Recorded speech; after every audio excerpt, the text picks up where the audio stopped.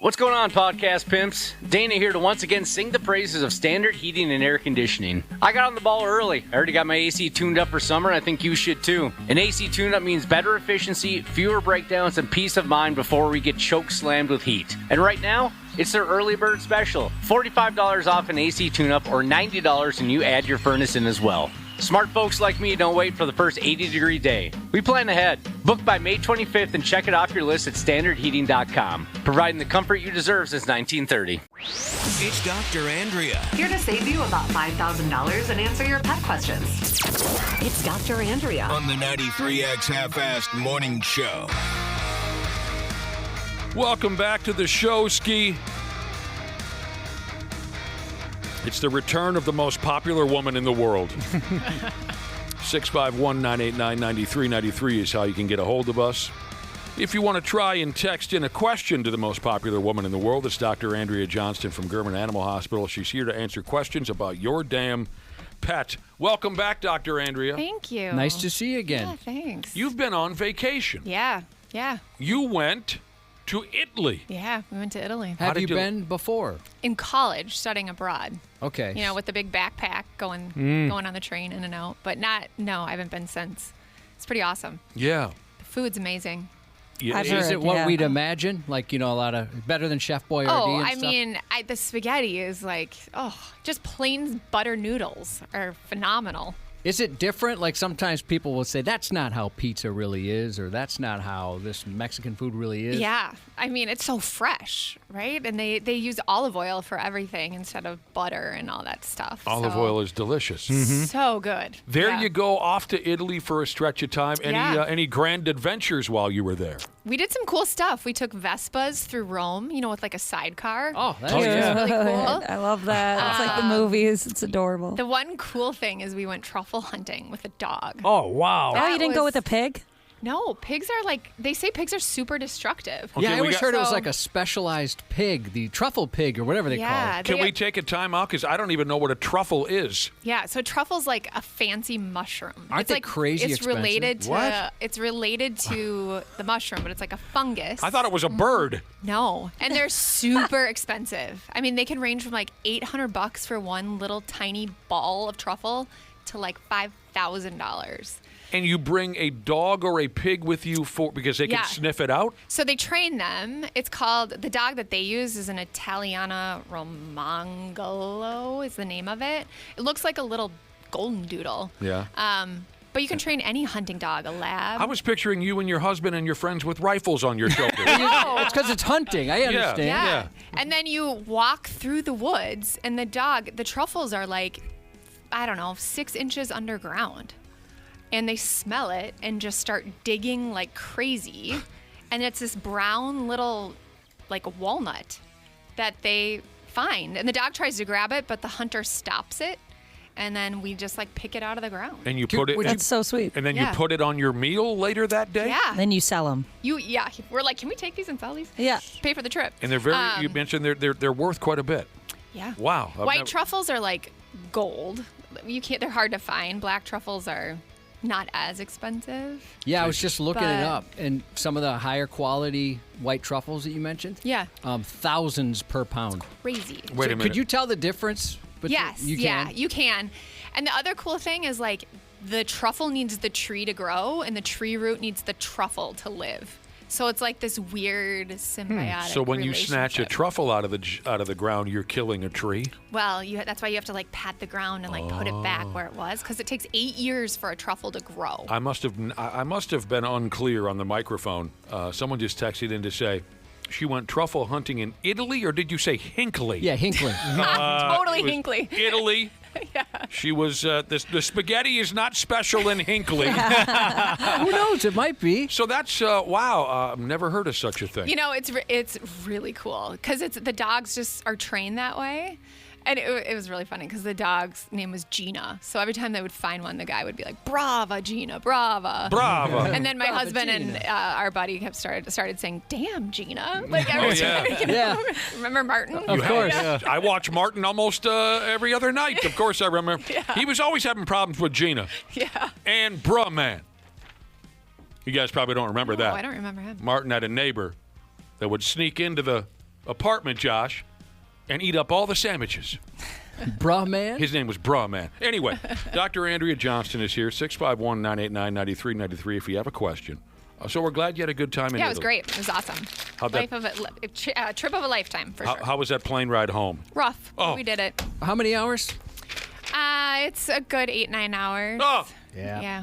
That's a bit of a trip, that's for sure. All right, so speaking of training dogs, there you are in Italy with dogs trained to sniff out truffles. This is an interesting question right from the get-go. Training a deaf dog. Yeah. Do you know anything about training a deaf dog? Yeah, hand signals. Hand signals. Yep, that's the way you train a deaf dog, is using hand signals. This is a deaf boxer. A white deaf boxer. Is that a common problem? Oh, I think now Oh, that yeah, you brought Yeah. that up once, I think. Yeah. If they're white, they're most often deaf. Okay. It's like a genetic, like they connect the hearing loss and the color. Well, the guy gets even more specific here. Toys for a deaf boxer. I guess what I don't know how that would matter if a dog likes a toy. It likes a toy, whether it can hear or not. So maybe he misprinted this, or I'm misunderstanding. But it's okay. Some of them really like the squeak. Or the squeaky toys and whatnot. Well, yeah, but he's deaf. He can't hear it. Yeah. That's what I'm saying. You said, why would it matter if he was deaf or not? I was just saying some. I honestly, Oh, sorry. I was wondering. Well, dog's not going to hear the squeak. I would just do like super high reward treats because he can't hear you giving him accolades. Good So idea. those treats have to be like super good. You know, The hand tasty. signals with the Yep. dog. Yeah, okay. Yep. That's a very good answer. Mead Maker Jesus said they have a 9-year-old Newfoundland who recently started showing some unusual behavior, and they're concerned about some cognitive changes. When he first gets up from his bed, he'll stare at the floor for a period of time and then quickly moves to his destination as if he's trying to avoid something. Oh, It only occurs on very light-colored floors. Darker or patterned flooring, he moves normally and doesn't seem distressed. is it his reflection? It's a ghost. He said it almost is though he's seeing something that isn't there, especially on those lighter surfaces. Jesus. They're wondering if it was a vision change or It some could sort of be. dementia. How old is he? Did he say? He's older with dementia. 9-year-old. Yeah. So, I mean, he could have something in his eyes, like floaters or something. You know, cataracts can certainly cause their vision to change. It could be doggy dementia, too. But there are sometimes, like, a dog is afraid to cross a threshold because something at some point scared it, and then they no longer want to walk on that area. So it could be that, too. A lot of times they'll get over it, but I'd get your dog's eyes checked out, too. Interesting. Yeah. Our dog is terrified of the heat grates on the floor. Won't go near them. My brother has a dog like that. It's actually quite adorable. Won't go anywhere near the. Well, I think Gertie might be afraid she's going to fall through them. Probably. Yeah. She's so small. She's a tiny little bastard. Josh, when you wake up in the morning, don't you stare at the floor for a little while and wonder what's become of your? It's the ceiling. Yeah. Oh, you stare at the ceiling? Yeah, I sleep on my back. Oh God, what has happened? Here's a new homeowner. It's just putting the yard together now, right? Spring is here. Looking for advice on pet-safe fertilizer and grass seed, or tricks to disinterest his dog in them. Is that a problem for people? They seed the lawn or they fertilize the lawn and it's bad for their dog? It used to be. I think we talked about this before, but most companies, most fertilizers now are so pet safe that you really can't go wrong with any of the commercial ones. I mean, I wouldn't spray your yard and have the dog go out there within an hour or two, but besides that, most of them are very, very safe. Yeah, I usually, like we've had that done before, and they put that little sign Yeah, on there, wait yeah. 24 hours or whatever. Yeah, but besides that, you should be good. Plays with Wood Jesus said they've got a cat not crapping in the litter box, quote unquote. We've got 2 boxes, been using the same litter for years. She's 8, about ready to become an outdoor cat, they say. Sorry. Usually pooping outside of the litter box is a sign of behavior, meaning it's less so medical, more so they're angry about something or something changed in the household. A lot of times they'll poop in beds just to kind of give them a owner's and middle finger, basically. But a lot of times it could be arthritis. They are uncomfortable in the litter box. Maybe try a more shallow litter box so they can position easier and get in it. Otherwise, I'd check your cat out for arthritis too. Make sure that's not what's going on. We're talking with Dr. Andrea Johnston from German Animal Hospital. She's answering up the questions that are sent in from our listening audience while we've moved on to Keaties real quick. And someone said something about a cat going outside, or am I making that up? Yeah, they were joking that if it keeps up, they're going to be an outdoor cat. Oh, right. Can you turn an inside cat into an outside cat safely? This listener wants to know. We have the collars, we have the air tags, but they've always been indoor Keaties. There's 2 of them. They say their ages are 6 and 7 and don't get cute with that. Is it possible that this will work, or are we just better off keeping the bastards indoors? They'll be safer indoors for sure. If they've been declawed, they should not go outside because that's just, they're going out without a weapon, right? We really don't recommend cats going outside, especially if they've been domesticated indoors for so long. I'm sure they'd love it and do just fine. Yeah. But they might be a little wimpier compared to the cats that were born out there and started out there. You don't want them getting their ass kicked. No. Is it ever embarrassed? Is it ever too late to get your dog neutered? No. Never. Okay. No. I mean, I've neutered 10-year-old dogs because their prostate gets so big from not being neutered. Yeah, I need to neuter one of my dogs. So the other day it was like on his back, and it looked like something was going on with that situation there. And I was like, darn it. That's What do you I mean? get for putting it off for so long. The it looked pink- like kind of red. The Maybe pink like crayon? Yeah, no. The testicles Oh, looked no. a little red and like odd looking, and I was like, uh-oh. Well, maybe one of his roommates kicked him there or something. right? Honestly, He's got roommates. This is the dog that humps everything, and especially large stuffed animals. And I got my son this big bunny for Easter because I was like, this is cute. It's bigger than him. And I left it in the living room, and we left the house for like 6 hours. Gross. We came back, and it was destroyed. So I think maybe some rug burn action. Some chafing there. Dude, it needs to be thrown away. I should have threw this in there, but somebody says, does that mean you can spade your females anytime? Yes, and I would. I mean, I wouldn't wait to spay a female until they're older unless you're breeding them because they have high risks of breast cancer if you don't spay them early. But yeah, I mean, a dog can be neutered or spayed at any time. Poor little dogs can get breast cancer? Yeah. Oh, The more heat cycles they go through, the higher the risk. That's so sad. Megan Marie, the best girl in the whole world, caught that in the early, late 90s. Here we have a 12-year-old cat with a painful abscessed tooth, Dr. Andrea, that needs to be removed, but he also has a grade 4 heart murmur. Now, our listener says, my vet recommends a $900 EKG before approving anesthesia to see if he needs extra monitoring. Since the tooth really needs to come out for his quality of life, is it safe to skip the EKG and just do surgery using extra monitoring? Yeah, I mean, it's the safest option is to take chest x-rays and do an echo, which is an ultrasound of the heart. I think that's where the $900 is coming from.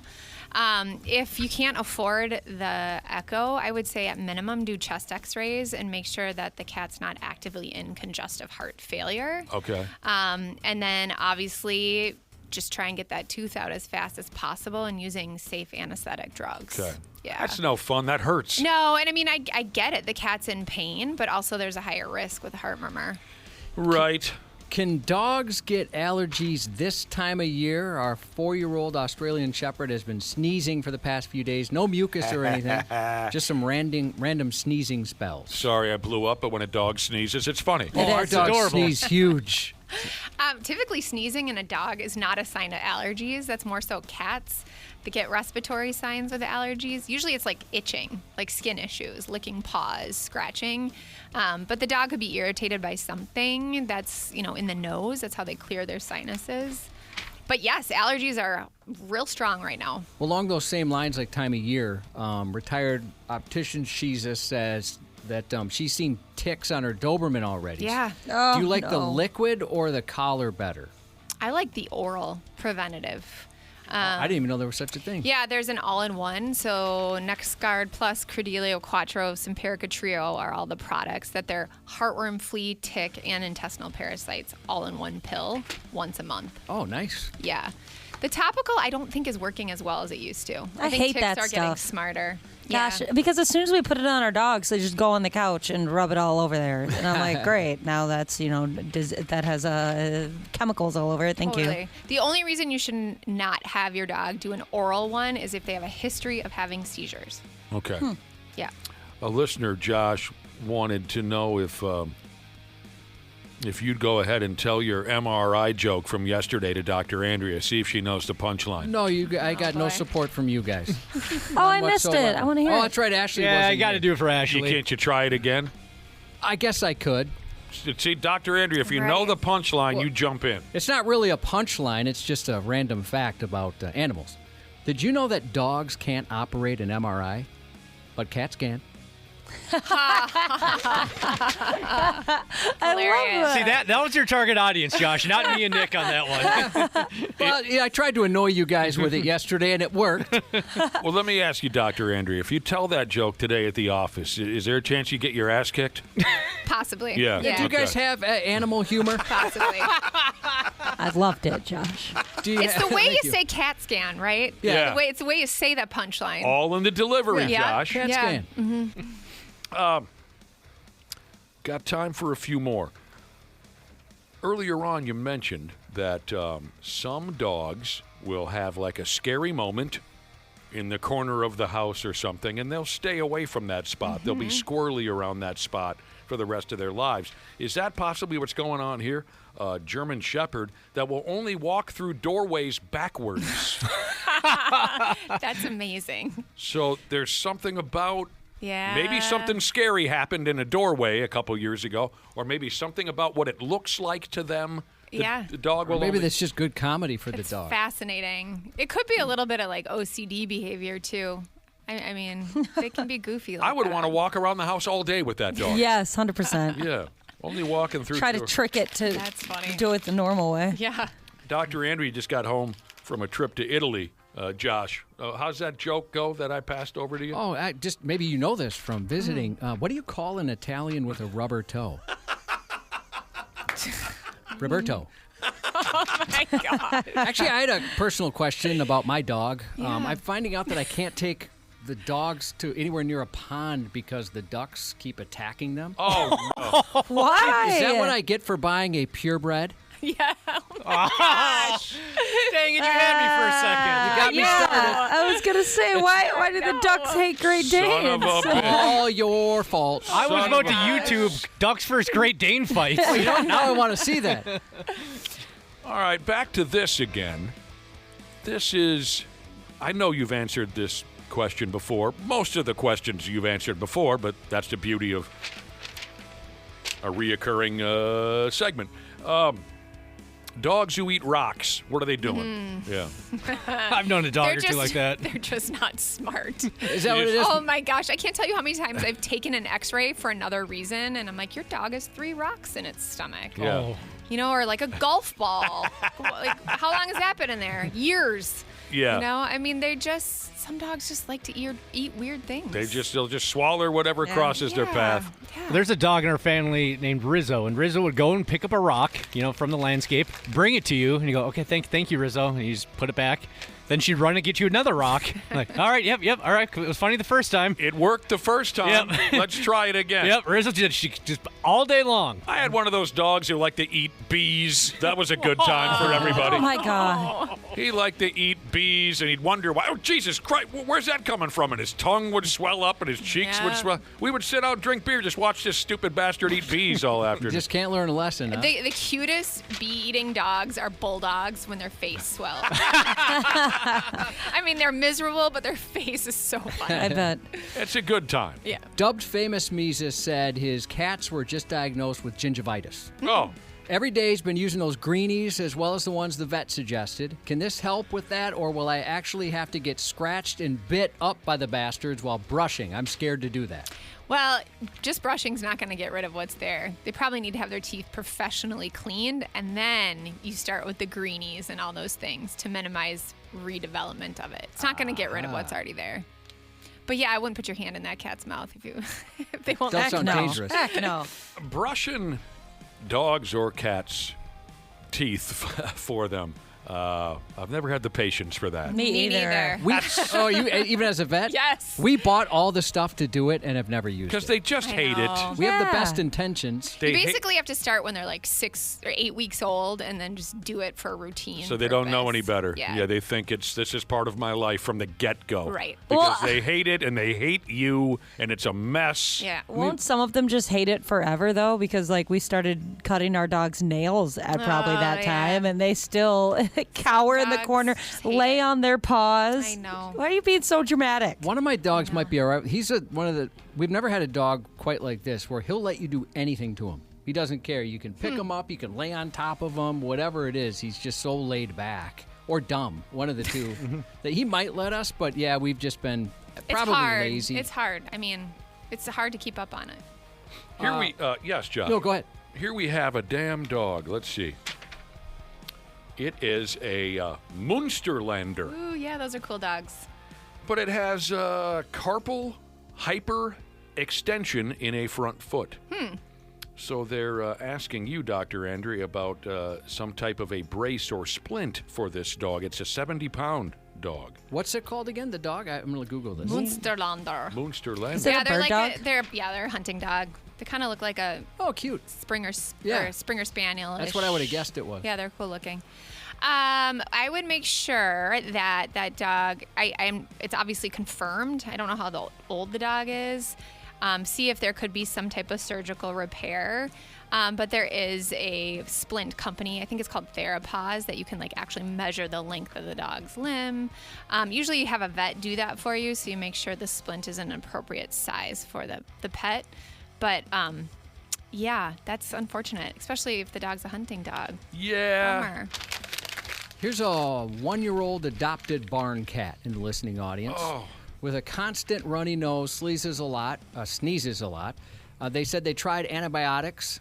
Do you have any other ideas to help out the kitty? Yeah, so most cats that come from like a feral or barn situation or a cattery or a humane society have viral issues, respiratory infections that are always going to be in their system. Herpes, chlamydia, and Khaleesi virus are the 3 common. Khaleesi virus? Yeah. Sounds horrible, but really antibiotics aren't going to help. You could do L-lysine, which is an amino acid powder that you can put in their food. Sometimes that can help. But unfortunately, they're always going to have it. When they get stressed, it'll come out, just like a cold sore. Yeah. Damn, having a barn cat sounds like a glamorous life.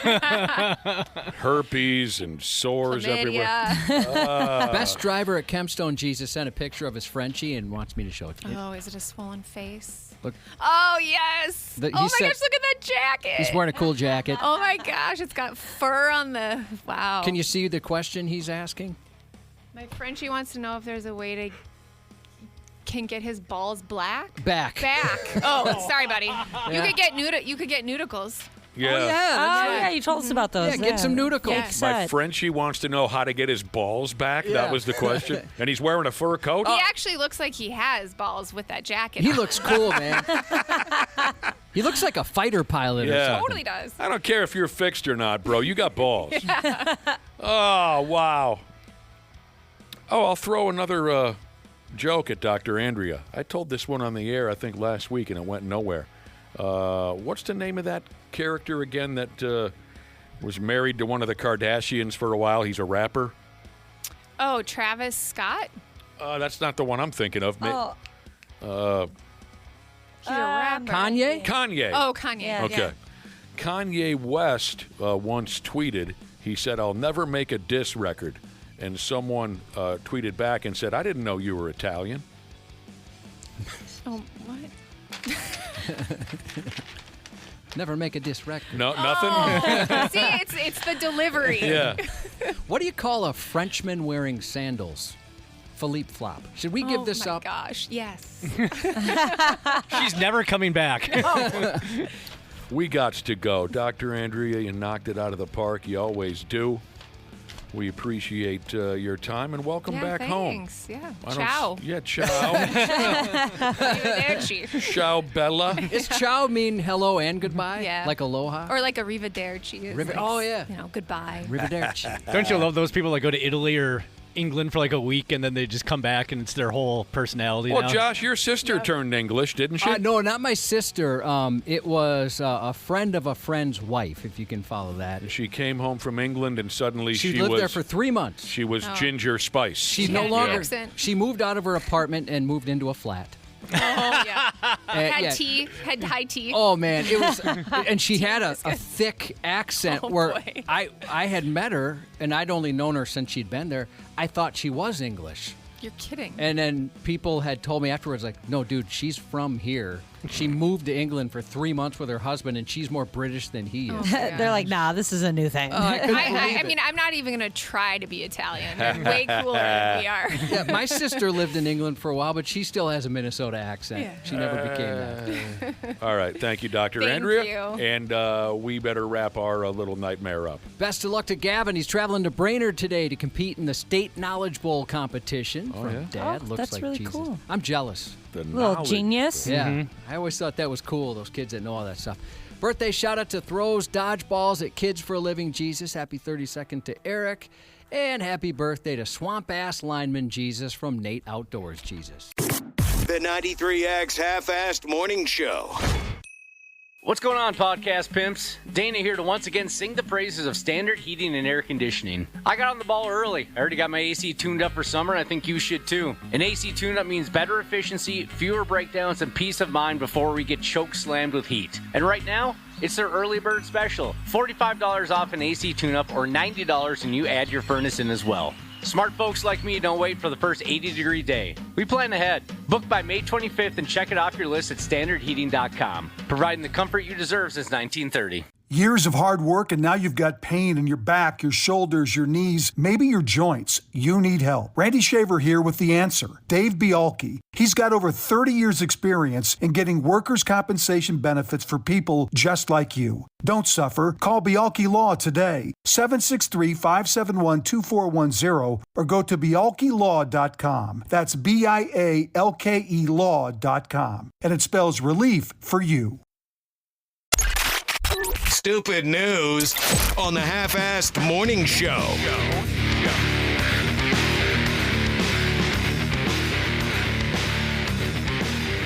Oh, God.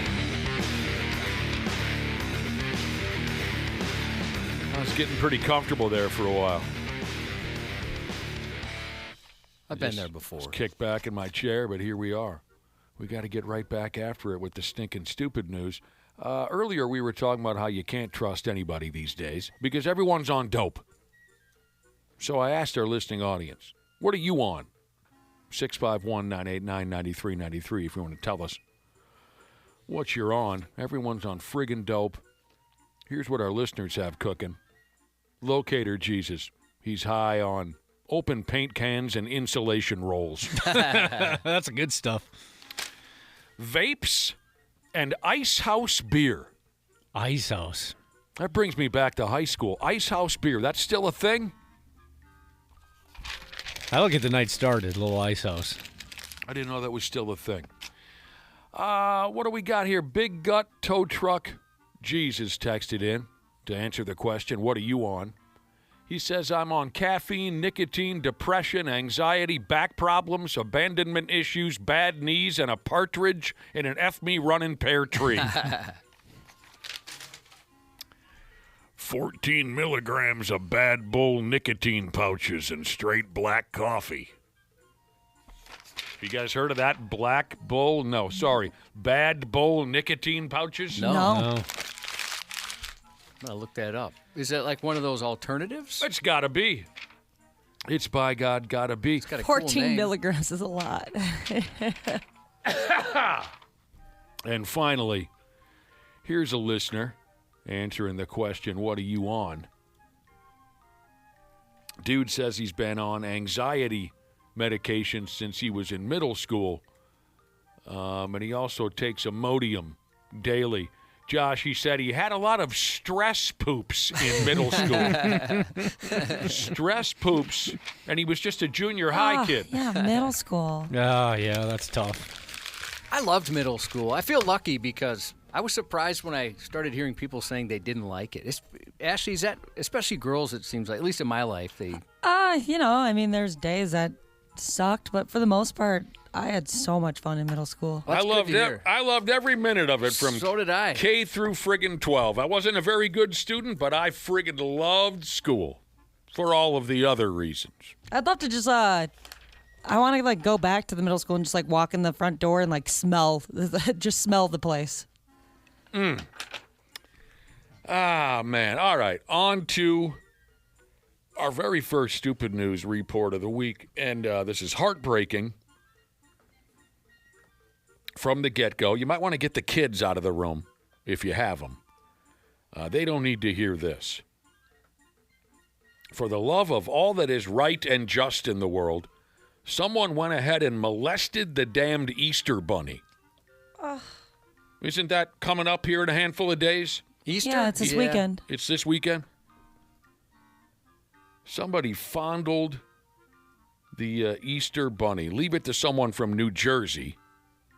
Shady pricks that they are. The other day, some asshat from New Jersey found himself at a mall in Pittsburgh for some reason. A human being in an Easter bunny costume was hip-hopping around the mall. The kids were having a blast. They were coming completely uncorked over the sight of the Easter bunny. And then this degenerate from Jersey pulled up and groped the Easter bunny's ass. Do you have no respect for any damn thing? The F is wrong with you. The dude with the hands goes by the name of Shiva Krishna. Think I have that right. I'm going to go with Shiva Krishna. So far, he's lived 36 years. According to folks who had to watch this horror show, Shiva Krishna walked up on the Easter bunny character at the mall, and he said, "Are you a boy or a girl?" Oh, boy. He didn't wait for an answer from the Easter bunny. Shiva Krishna upped and touched the boobies. He did. And a little bit of the ass. It says here now that Shiva Krishna also fingered the nose and mouth holes of the Easter bunny costume. New guy at the mall's in the corner puking his guts out. You weirdo. He's Josh. He's dipping his fingers into the nose and the mouth hole. Man, I don't blame the new guy whatsoever. This has got to be one of those people that is on dope that we've been talking about. Everybody's on dope. Yeah. Inside the costume was a young lady. And she was so creeped out by the effing guy that she called the mall cops, and then they called the real cops. The real cops found Shiva Krishna hanging out at the mall movie theater. And when the police asked him about finger banging the Easter bunny, he said, "Well, it's a doll, right?" What, dude? And the cop said, "No, stupid ass, there's a person inside." Of course, he knew that. That's how Shiva Krishna tries to get off the hook. They said, "No, it's not a doll. There's a And Shiva Krishna said, "Yeah, that was an accident when my hand touched her. If it was her, if it was a lady in there," he said. He said, I don't know that it was a lady, but if it was, that was an accident." I mean, is it possible the guy thought he was the funniest person in the mall that day? Yes. Yeah.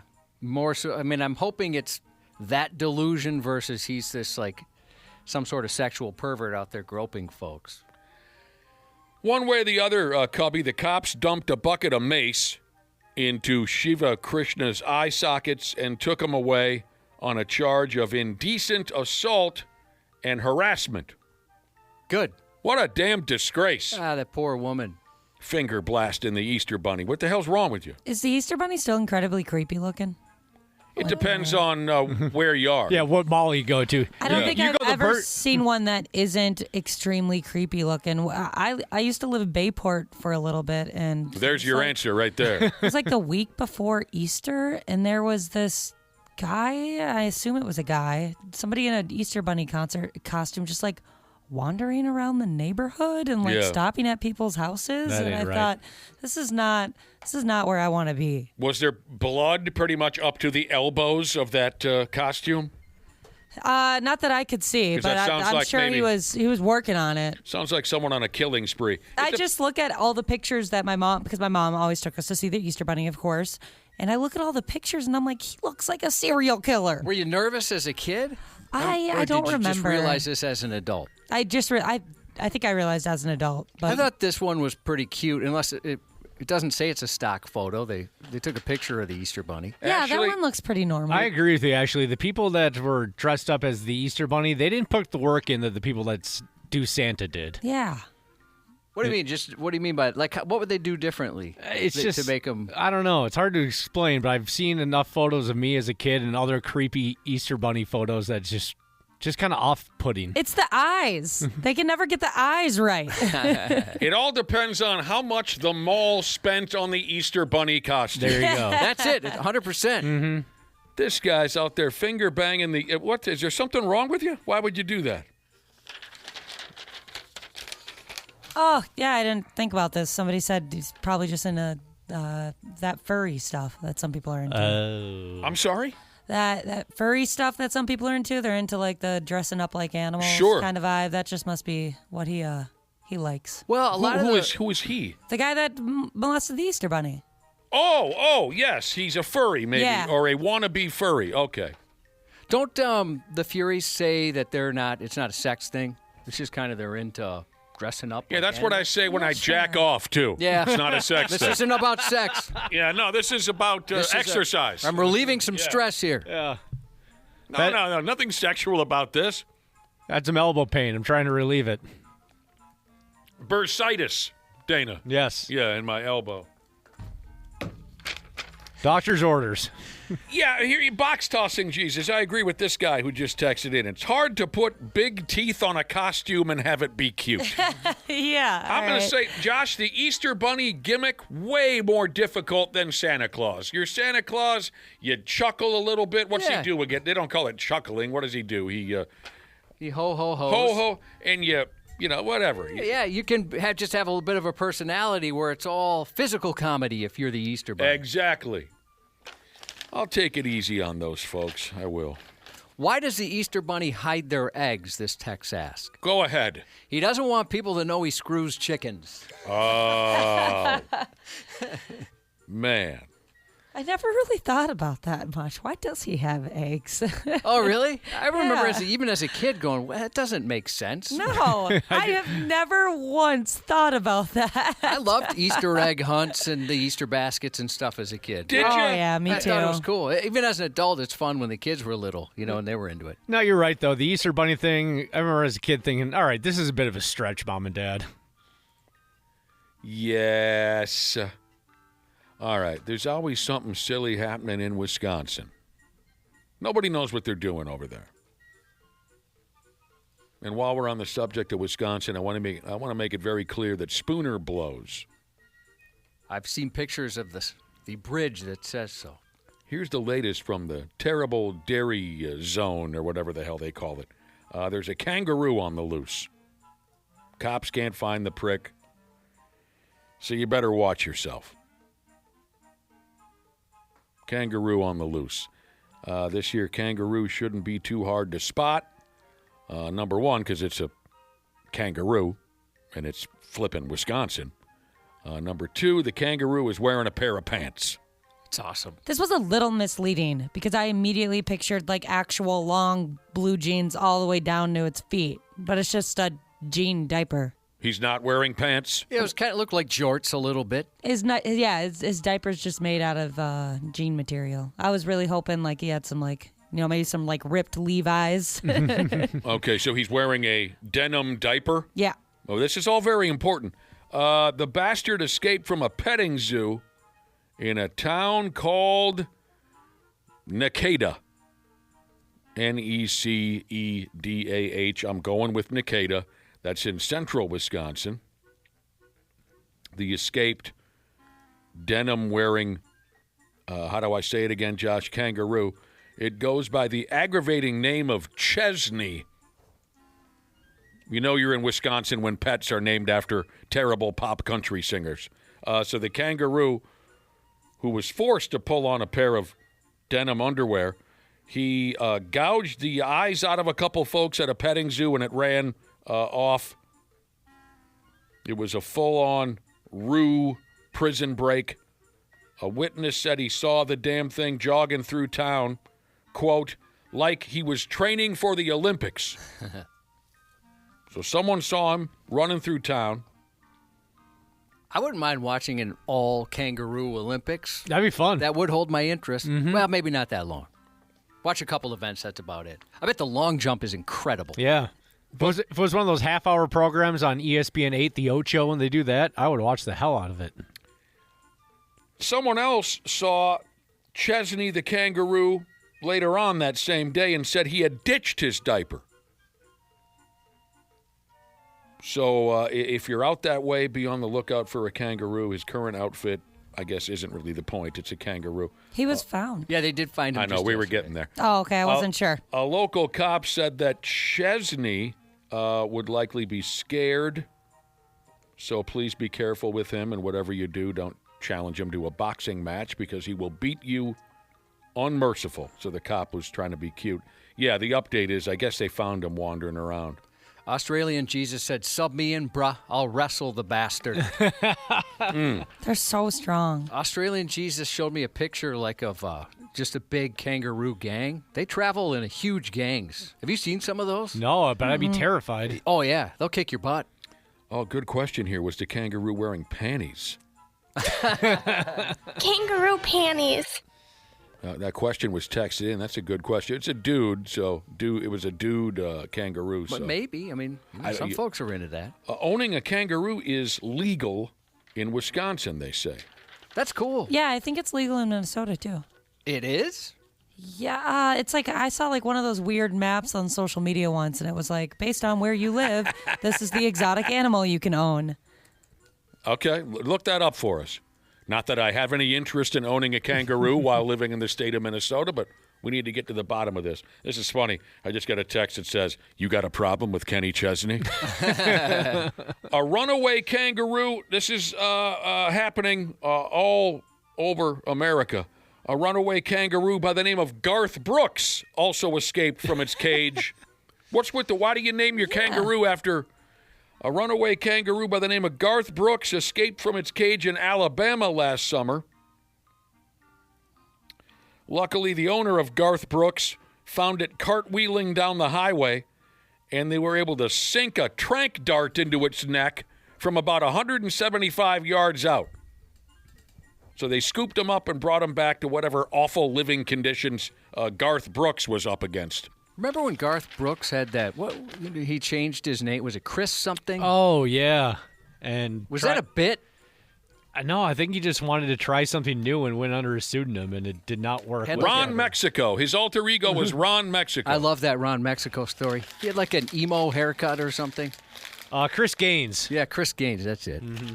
One of our listeners says if he ever encountered a kangaroo in Wisconsin or Minnesota, he'd kick it right in the ding-ding.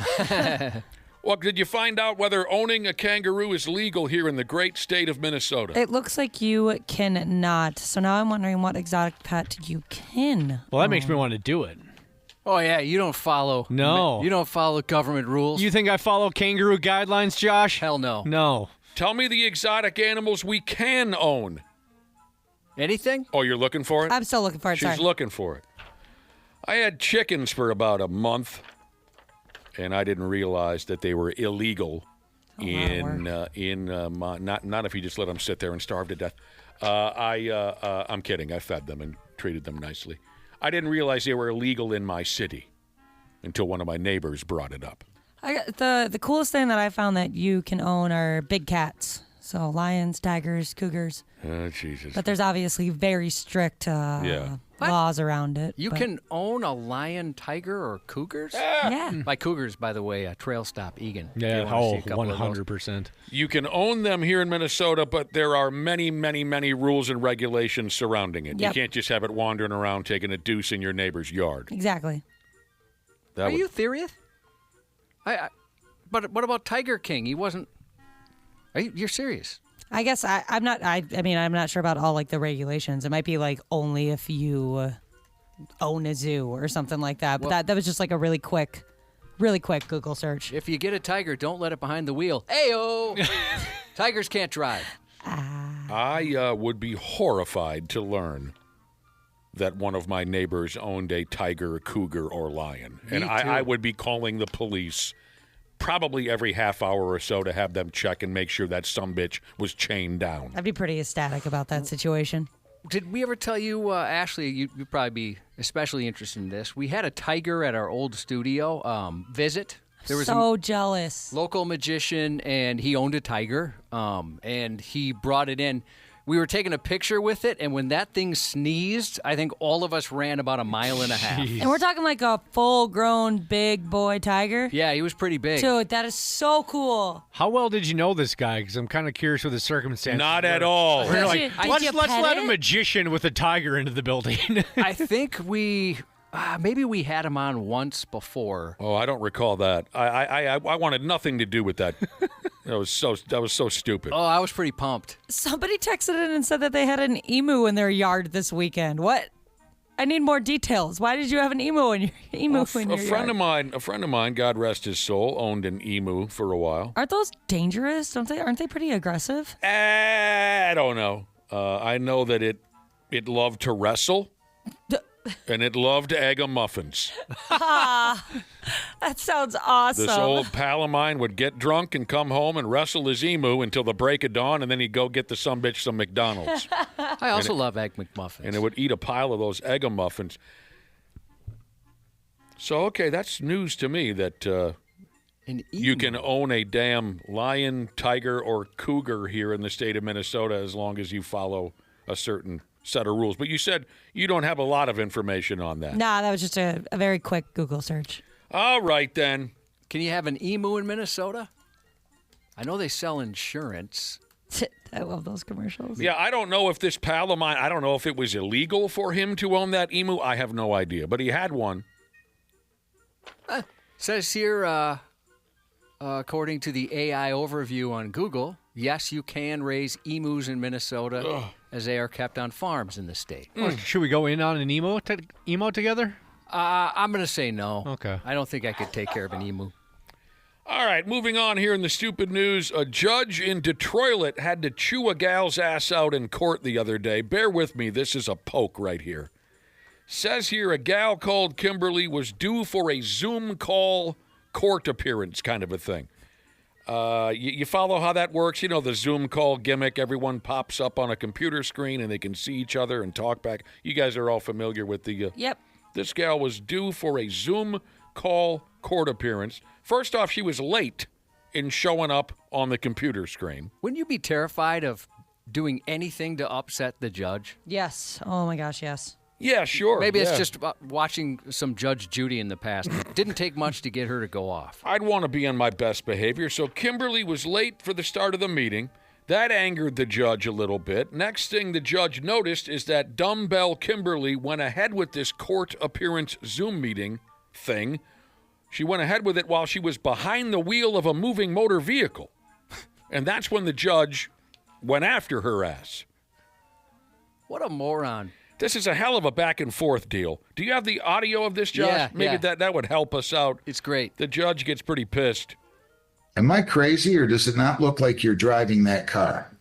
I'm not driving the car. I'm a passenger in the car, sir. What side of the car are you on? I'm on the left-hand side. How would you be on the left-hand side if you're a passenger in the front seat? Am I missing something? Right-hand side. I'm sorry. I've been sitting in a room. I didn't know. The seatbelt's coming off of the driver's side. Now you're lying to me, right? No, I'm not, sir. Let me see the driver. Hang on one second. Now. I have to ask their permission. Now. You think I'm that stupid? The driver, I never thought he'd ask. Jesus. What a tool. No kidding. This gal just made an absolute ass of herself. Trying to lie to this sumbitch? He's looking at you right now. He can see you. What a tool bag. And then that whole, well, let me ask the driver's permission. Oh, then later on, the judge is saying, show me the driver. Well, we're going to need to pull over real quick. I mean, she only made it worse on herself. What a moron. Like Cat 6 Jesus said, the look on her face when she's asked to show the driver is pretty funny. It is the look of, I never thought he'd ask me that. Right. It's great, though. I mean, it goes on forever, like you alluded to, Nick. But it's funny, the judge just like, am I insane? Right. She's obviously driving. What am I missing? I got to deal with this. You're a friggin' grown person. I mean, he's looking around like, what is happening here? Is this back and forth on the 93x.com? No, it is not, but I can put it up there, I think, if it lets me. So the judge dropped the hammer on her. And then this Kimberly released a statement about what happened. I want to be clear, she said, that I take responsibility for my mistake. Appearing on a Zoom court hearing while I was driving was poor judgment, and I regret that decision. I panicked. I made the wrong call. For that, I am truly sorry. At the same time, I believe what has happened since, meaning every news site's picking up on this nonsense, every website is joking around about this. She said, I believe what has happened since has gone far beyond addressing a mistake.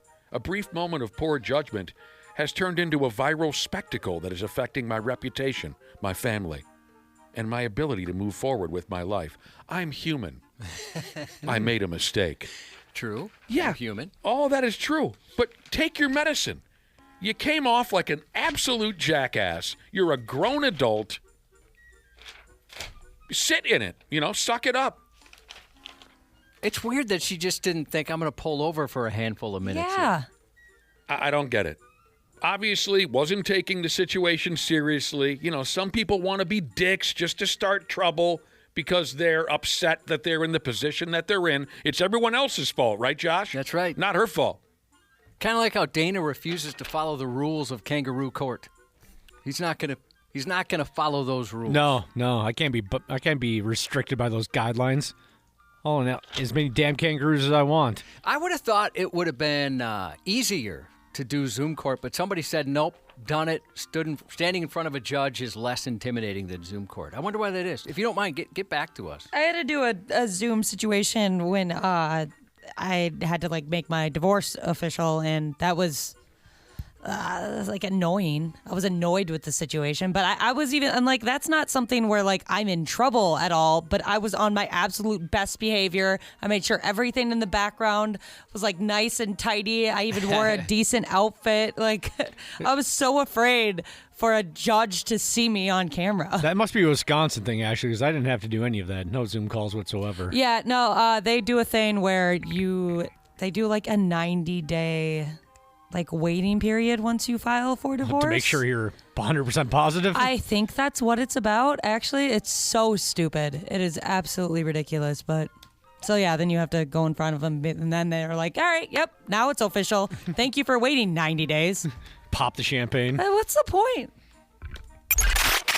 Stupid news on the Half-Assed Morning Show.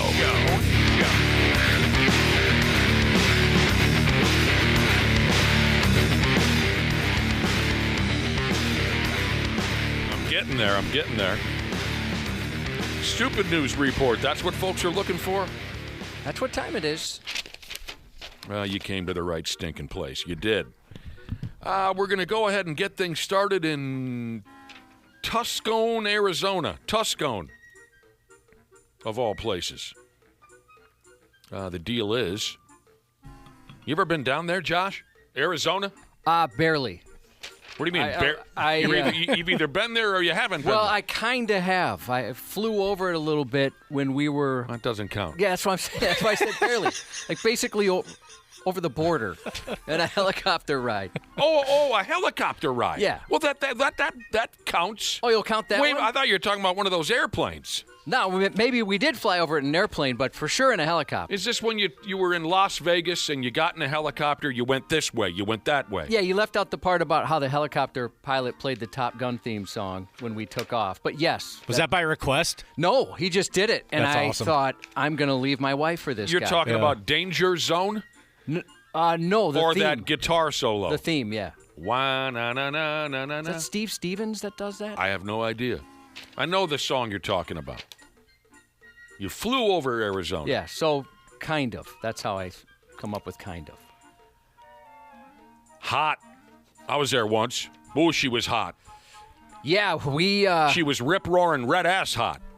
we went for our honeymoon, and my wife just wanted to go somewhere warm, and the travel agent lady's like, well, hey, Las Vegas, let's go. And it was colder there than it was here. Oh, it was. It was chilly? Yeah. That ain't right. Yeah, it was kind of like a warm, I think we went in a January, and there was like a little warm spell here, and it was, I think, 10 degrees colder in Vegas. That's just your luck, Josh. Well, I didn't care. It Yeah, was her I luck, suppose, really. yeah. That's all she wanted, is to go someplace warmer. A beloved cartoon character played a role in a terrible road rage incident down that way, down in Arizona. And this poor, adorable little cartoon character had no real choice in the matter. The character could actually be described as a hostage in this particular case, and I'll explain all of what I'm referring to. I promise you that. So a carload of 5 people are cruising down the road there in Arizona. They had a little pissing match with another car, fighting for a spot in the fast lane or some nonsense, your typical type of thing that happens when driving. They had a little. The 5 people I was telling you about, next thing they know, bullets come screaming into their vehicle. One bullet went smooth through a teenage gal's leg, and that bullet kept going, and it tore a piece off another poor bastard riding in the car. They didn't know what the F happened, but they were paying attention. They were a little confused but they were paying attention to their surroundings. Those unlucky folks got a good look at the car that shot them full of holes. Not only did the car have obnoxious personalized plates hanging off of it, but it also had a Hello Kitty sticker on the back window. I would assume somebody with a Hello Kitty sticker would be very even keel. Yeah, peaceful. Joyous even. Full of nothing but whimsy and good things to say about other people. Mm-hmm. By the way, Faded and X-Rated Jesus says she's going to hit 106 degrees tomorrow in Phoenix, Arizona. Oh, no. I'm going to have to check in on Phoenix Jesus. She checks in from time to time. I don't want her to melt. Big Laugh Jesus says she's going to be 105 today. Oofta. When I was in Arizona, it was a town called Scottsdale. And let me tell you this right now. If you like college-age girls in really short jean skirts. Gross. Then Scottsdale, Arizona in the year 2008, that was your spot. So, these kids who got shot up by another motorist, they saw a personalized license plate hanging off the car that shot them and a Hello Kitty sticker on the back window. They called the police, told them about the plate, told them about the kitty sticker, and it wasn't too difficult for the cops to come up with an address. Once the fuzz swung by that address, they arrested a 29-year-old Hello Kitty supporter called David. And now that effing knobwash is looking at 5 charges of aggravated assault with a deadly weapon. There was also some gal there at the house with David by the name of Heather. And I think she was in the motor vehicle with him when he shot those folks. The 2 of them were smart enough to remove the silly personalized license plates and the Hello Kitty sticker after they attempted to murder people on the highway, but that wasn't enough to save them. They effed up and they got caught. I wish I could tell you what the dopey personalized license plate was, because those can usually turn out to be a pretty good amount of fun, but I don't have that information for you. So like I was saying earlier, I'm sure Hello Kitty wanted absolutely nothing to do with these 2 losers, but she was kind of along for the ride. Yeah, like I said, I would assume that person's a cheerful person if I saw a Hello Kitty in the back of their vehicle. But I thought more about it, and I have been surprised at the people I know who, participate in road rage.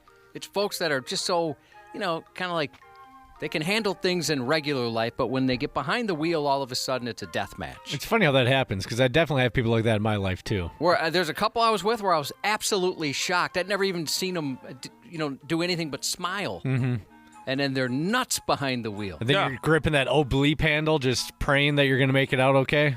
Yeah, and sometimes like the folks that are driving super aggressively, and I see it on the way home from work a lot, are folks that you look at them and go, well, that does not look like what I'd imagine a road rager to appear to be. The list of derelict activities that we have going these days is a long one, as you know. But the limp dicks that wet their little pants behind the wheel and fire weapons into other motor vehicles, that's so pathetic, it hurts. Over the dumbest things. I mean, you just can't do it, right? If you're tempted to give somebody the finger, just know you might get shot over that nowadays.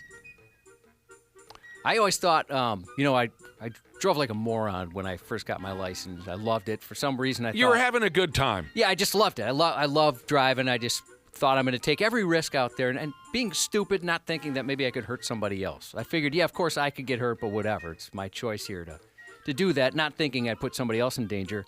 But I did think about the bumper sticker thing. Like, I should take off the bumper stickers I have just so nobody can identify my vehicle. Oh, well, what bumper stickers did you have in 1995 when you were... No, that's when you graduated. When did you get your driver's license? 1991. 1991. So you were...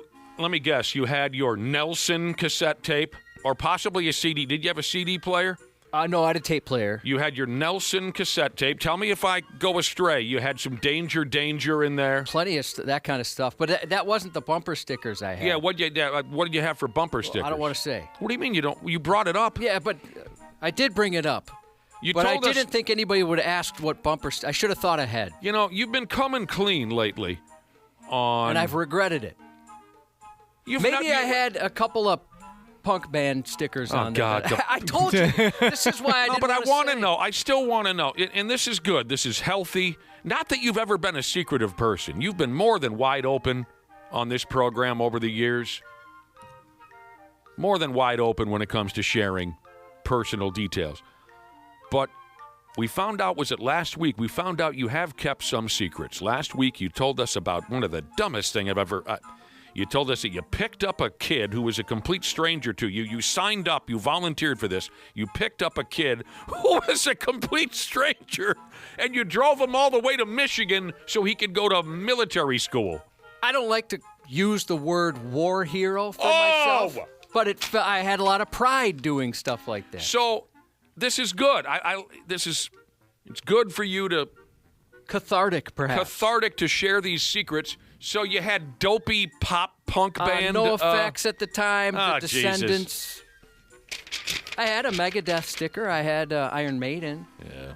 I actually kind of had enough on the back of my vehicle where it frustrated my dad. Oh, really? Oh, yeah. He didn't like that. Looked a little cluttered back there? Oh, yeah. It was stupid. You know what the Maiden fans said? What's that? In your neighborhood. They saw your bumper sticker and they said, oh, dude, look, a Maiden fan. And then they saw the other bumper sticker that said No Effects, and they said, forget it. He's not a real Maiden fan. Let me get this straight. You're not comfortable with the term war hero, but you did take a kid from Minnesota to Michigan to drop him off at a military camp. That's correct. Okay. Yeah, couple of them. Wait a minute, a couple of them? A couple of them. You did it twice? I did it 3 times. Oh, my Lord. See, you didn't tell us that last week. You led us to believe that this only happened once. Oh, I don't know if I led you to believe that. I just didn't say it was 3 times. It's a lot of driving, man. Yeah. Whose paper is this? I don't know. Where's that coming from? Who's hitting the paper? Yeah, there's a lot of paper. All right. Well, I'll tell you something, Josh. I mean, not that it's a secret, but I'm not ashamed to say this out loud. I miss my Keedy. My Big wife. Lou? I miss him too. I wasn't thinking about Big Lou. Now I miss 2 Keedys. Big Lou, he moved to Chicago and then he died. What I was referring to is my wife and I, our Keedy, Gabriel. He checked out a couple of months ago. He and I were bros. I missed that little bastard. Gabriel was a stone pimp. a 6-year-old cat who unfortunately has to tolerate living in the far southeastern part of the United States. A 6-year-old cat had to be rushed on over to the Keedy Hospital because of a terrible case of gut rot. It turned out the kitty had a world record 26 hair ties in his little guts. The doctor pulled 26 hair ties out its ass. Those end up. Does your wife wear hair ties? Either of your wives? Clips, like those butterfly clips. Okay. I don't know. My wife wears hair ties, and they end up everywhere. Mm-hmm. I don't know what she uses to keep her hairdo straightened out. The little rubber band type of operations, if folks don't know what we're talking about, hair ties, hair pie. The kitty goes by the name of Midnight. He swallowed 26 hair ties. Obviously, a Midnight is one of those pets that will eat your house smooth off its foundation if you let it. I've been lucky. I've never owned a pet that was the destroy the house when nobody's looking type of character. All of my pets over the years have more or less behaved themselves, at least in that particular department. Only had one, and it was 2 surgeries worth, and it was incredibly expensive. It was a cat, just 8 door stoppers. Oh, right, door stoppers. And you had to cut them open a couple of times? Couple times, yeah. Because you took them all off and you missed one, didn't you? Yeah, apparently so. Did your cell phone ever ring in the middle of the night as you were driving a strange kid to Michigan for military camp? Did you ever get a cell phone call that said, "Oh no, the cat swallowed some more door stops"? 4 times. 4 times. I had, we had this cat. I moved in with a girlfriend. She had 2 cats. I was allergic to cats, and all of a sudden I wasn't. I mean, I took some medication at first, and then I got used to them. And they were great cats. I really did have fun living with those cats. They were great. But one of them, I didn't even know an animal would do this, but ate the little rubber door stoppers. The kitty. The little rubber at the end of it. And he ate enough where it just blocked him up. Oh, man. He was throwing up. We took him to the vet. They did an X-ray, and they're like, "Oh, no, we got to get these things out of here." Friggin' poor little kitty. So they performed surgery, and the vet's like, "Hey, go around your house, make sure there's none more." And I went around, took off the ones that were remaining. Well, at least so I thought. And then like 2 weeks later, we're back in there, and the vet looked like she wanted to kill me. Oh, I bet. They cut him open twice. Yeah. Did you mention the name of this cat? Fletch. Fletch. That sucks. Oh, really? I love the movie Fletch. The doctor who snaked all 26 of those hair ties out of Midnight's cat butthole, the doctor said this is an important reminder that small objects around the house can be incredibly dangerous for pets. Hair ties, rubber bands, strings, and other tiny items can quickly become life-threatening. So I worry about that with regular-sized tennis balls. With my dogs, they could gut that pretty easy if they wanted to. So really? You think your dog could swallow a tennis ball? Easily. Swallow a tennis ball? Yeah. So we have a tennis ball that's like... What about a bowling ball? Oh, no, without a doubt. Yeah, absolutely a bowling ball. We have tennis balls like, I don't know, what would you say this is? What They're would you shaped compare this to? like a softball. Like a cantaloupe. A kitten ball. Yeah. Huge. And that may be misleading. A lot of folks don't know what a kitten ball is. It doesn't have anything to do with cats. It's like an oversized softball. Some of you from southern Minnesota know all about kitten ball. Or like a Friday night for Dana, an 8-ball. There you go. He likes to get going with an 8-ball. I didn't know there was any canine capable of swallowing a tennis ball. You think it would just... There's no way it could get down their throat route. Well, I'm sure it wouldn't make it all the way down. That's my fear. I mean, it's like if they Oh, have... I see. That you fear that they'd choke. Yeah, so... Not end up with a tennis ball. Yeah, not in their gut. Oh, okay. They choke to death. But I have... Yeah, one of the dogs, he had 2 in his mouth, and I had no idea. Like, his mouth is so big. Does he have a sister? Hit it. Hit the music. That was the kind of joke where we need music. Midnight, the kitty is showing signs that she's getting back to normal after her belly surgery where they yanked 26 hair ties out of her guts, out of her ass. She's showing signs that she's getting back to normal, it says here, because she appears generally annoyed by anyone that crosses her path or attempts to interact with her. That's how you know when a cat is feeling normal again, when it's generally annoyed by everyone else in the room. By the way, I want to say word life to one of our listeners. I know I got the name around here somewhere. while we're talking about cats. God dang it. Text me back. The dude who owns Goose. Goose is a kitty. So you know the old story about the dude I went to junior high with, Josh, who would hide in a tree, and when we'd walk down the sidewalk with our backpacks approaching our junior high, he would say, or he would have a full ninja outfit on, and he'd have a throwing star in his hand, and he'd be in a tree. This is not an exaggeration. And when we'd walk by the tree that he was in, he would say, "Psst, I could have killed you." Which he was correct about, because he's a ninja, he's up in a tree. Yes, he could have killed us with the throwing star. We never saw him there. He was so good at hiding himself. One of our listeners sends me regular pictures of his cat, Goose. And Goose, he'll send me pictures of Goose hiding up on top of the cupboards, and Goose is under a bed. You know how cats are stealth like that, and they hide in weird predators. So this listener will always send me pictures of his cat Goose in these different poses, and the message the listener always sends me is, "Psst, could have killed you." I just want to say, word life, I love those little pictures you send me. Goose looks like a good kitty. So what was the conversation like on those trips to Michigan, Josh? Boy, that was a long time ago, Dana. I don't fully remember. Do you not remember, or you don't want to tell us about it? A lot of talk about Seinfeld. How awkward did it get? It's a little awkward at first. I bet. But I was drinking so much that I really took the edge off. Smart. While we're rapping about adorable house pets, and I guess I can see why some people might think of this as inhumane is the word. Yeah. Oh, absolutely.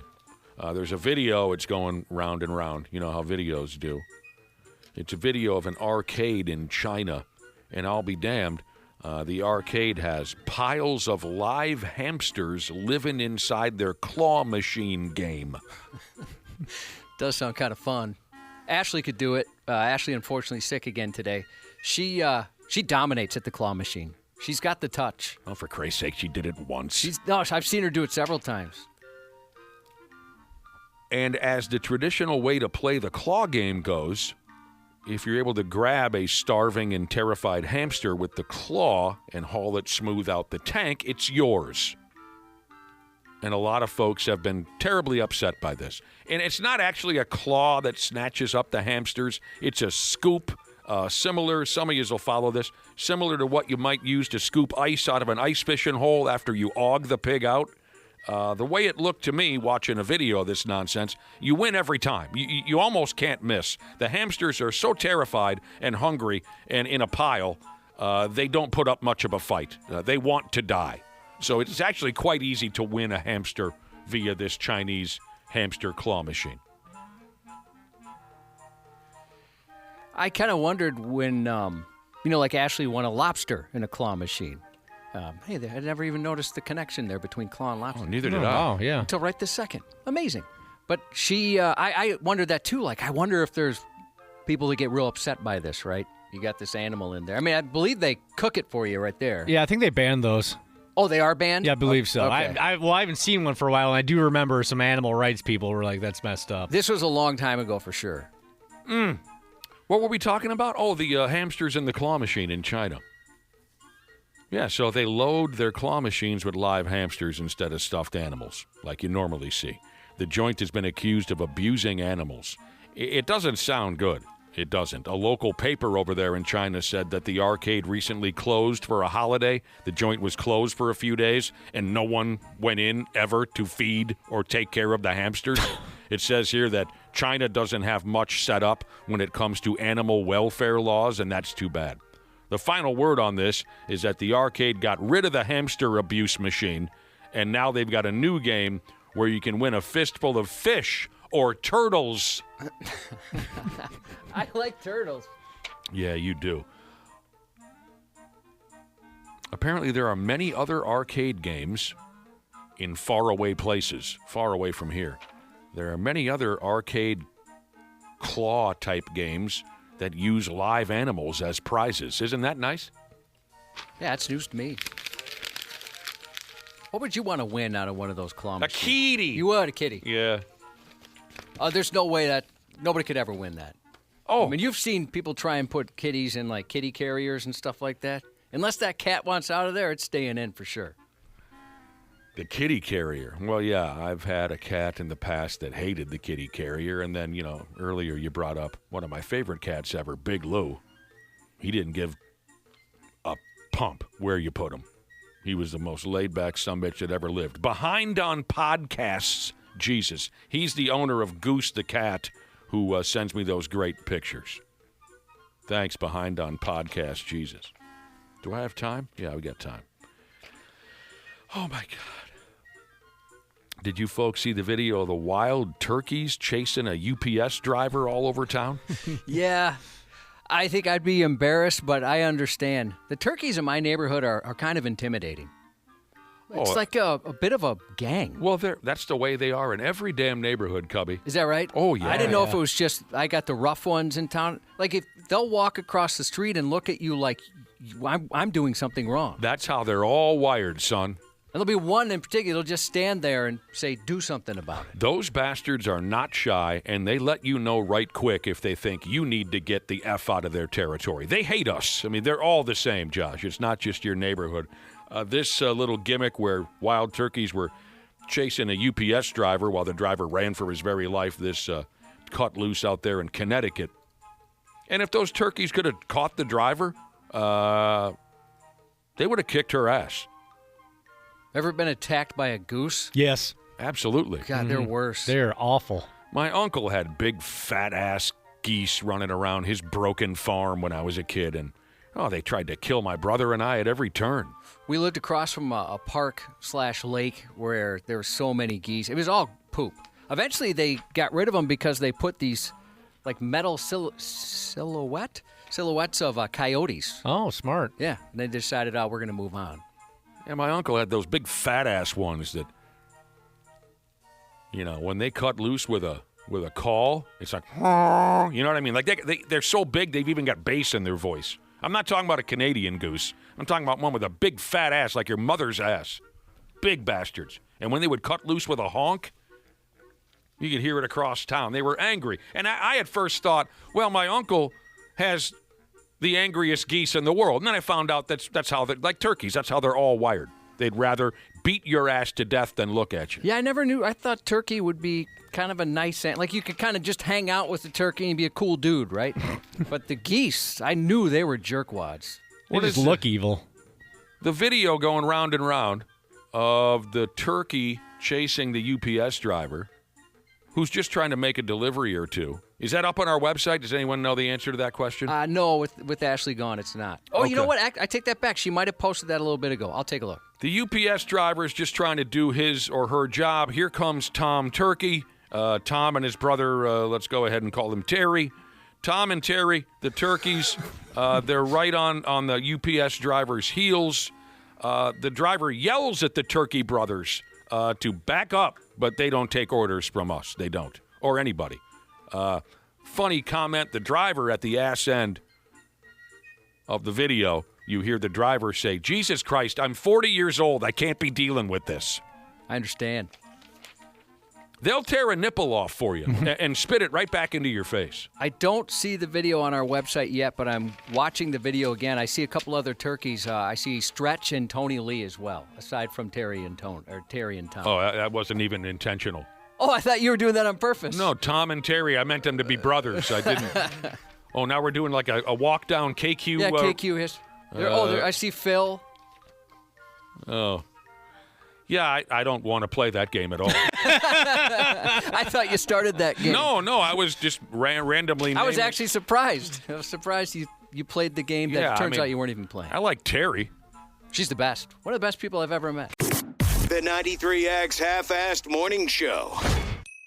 What's going on, podcast pimps? Dana here to once again sing the praises of Standard Heating and Air Conditioning. I got on the ball early. I already got my AC tuned up for summer, and I think you should too. An AC tune-up means better efficiency, fewer breakdowns, and peace of mind before we get choke slammed with heat. And right now, it's their early bird special. $45 off an AC tune-up or $90 when you add your furnace in as well. Smart folks like me don't wait for the first 80-degree day. We plan ahead. Book by May 25th and check it off your list at standardheating.com. Providing the comfort you deserve since 1930. Years of hard work, and now you've got pain in your back, your shoulders, your knees, maybe your joints. You need help. Randy Shaver here with the answer. Dave Bialke. He's got over 30 years experience in getting workers' compensation benefits for people just like you. Don't suffer. Call Bialke Law today, 763-571-2410, or go to bialkelaw.com. That's BIALKE law.com. And it spells relief for you. Next Roll with Vernon Davis. The transformative journeys of athletes, artists, and entrepreneurs. Ladies and gentlemen, lights out, Sean Merriman. I want to be the biggest and the best when I do. And so whatever it takes, I'll get it done in business and everything else. All I do is know how to fight and earn what I want. My man, Malik S. What actor or comedian would you want to collaborate with? Me, Jamie Foxx, and Kevin Hart in a movie. We said it on Vernon Davis podcast, and so we'll circle back and be like, yep, here go the clip. Next Roll with Vernon Davis. Follow and listen on your favorite platform. Got to talking about goth rock and roll bands like The Cure and whatnot. Eventually, we made our way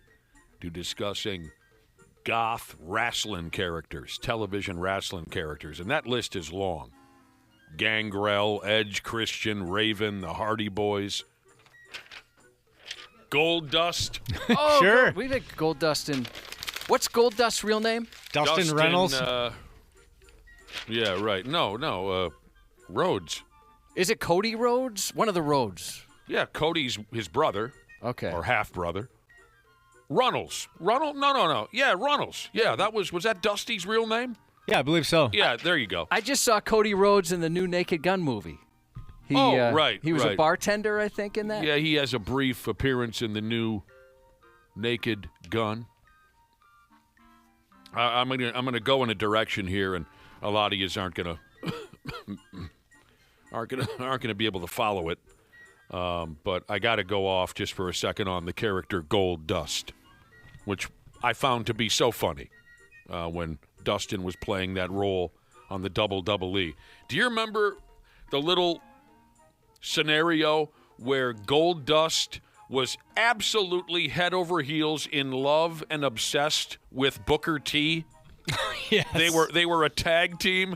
Josh, maybe you had to be there, but they were a tag team for a brief period of time, and all their outside the ring little video vignettes, it was Goldust making Booker T uncomfortable by how much love Goldust had for Booker T. And there was one scenario where they cut to the men's bathroom and Booker T is sitting on the toilet taking a dump. And then the camera shifts and Goldust is hanging over the side of the rail. What do you call it in a men's? The wall. The stall door. Stall door. Goldust is hanging over the stall door, keeping an eye on Booker T while he takes a dump just to make sure everything comes out okay. Man, some of those little side stories they put together were so much fun. So Booker T is sitting there taking a dump, thinking about nothing, and he looks up and sees Goldust, and he goes, ah!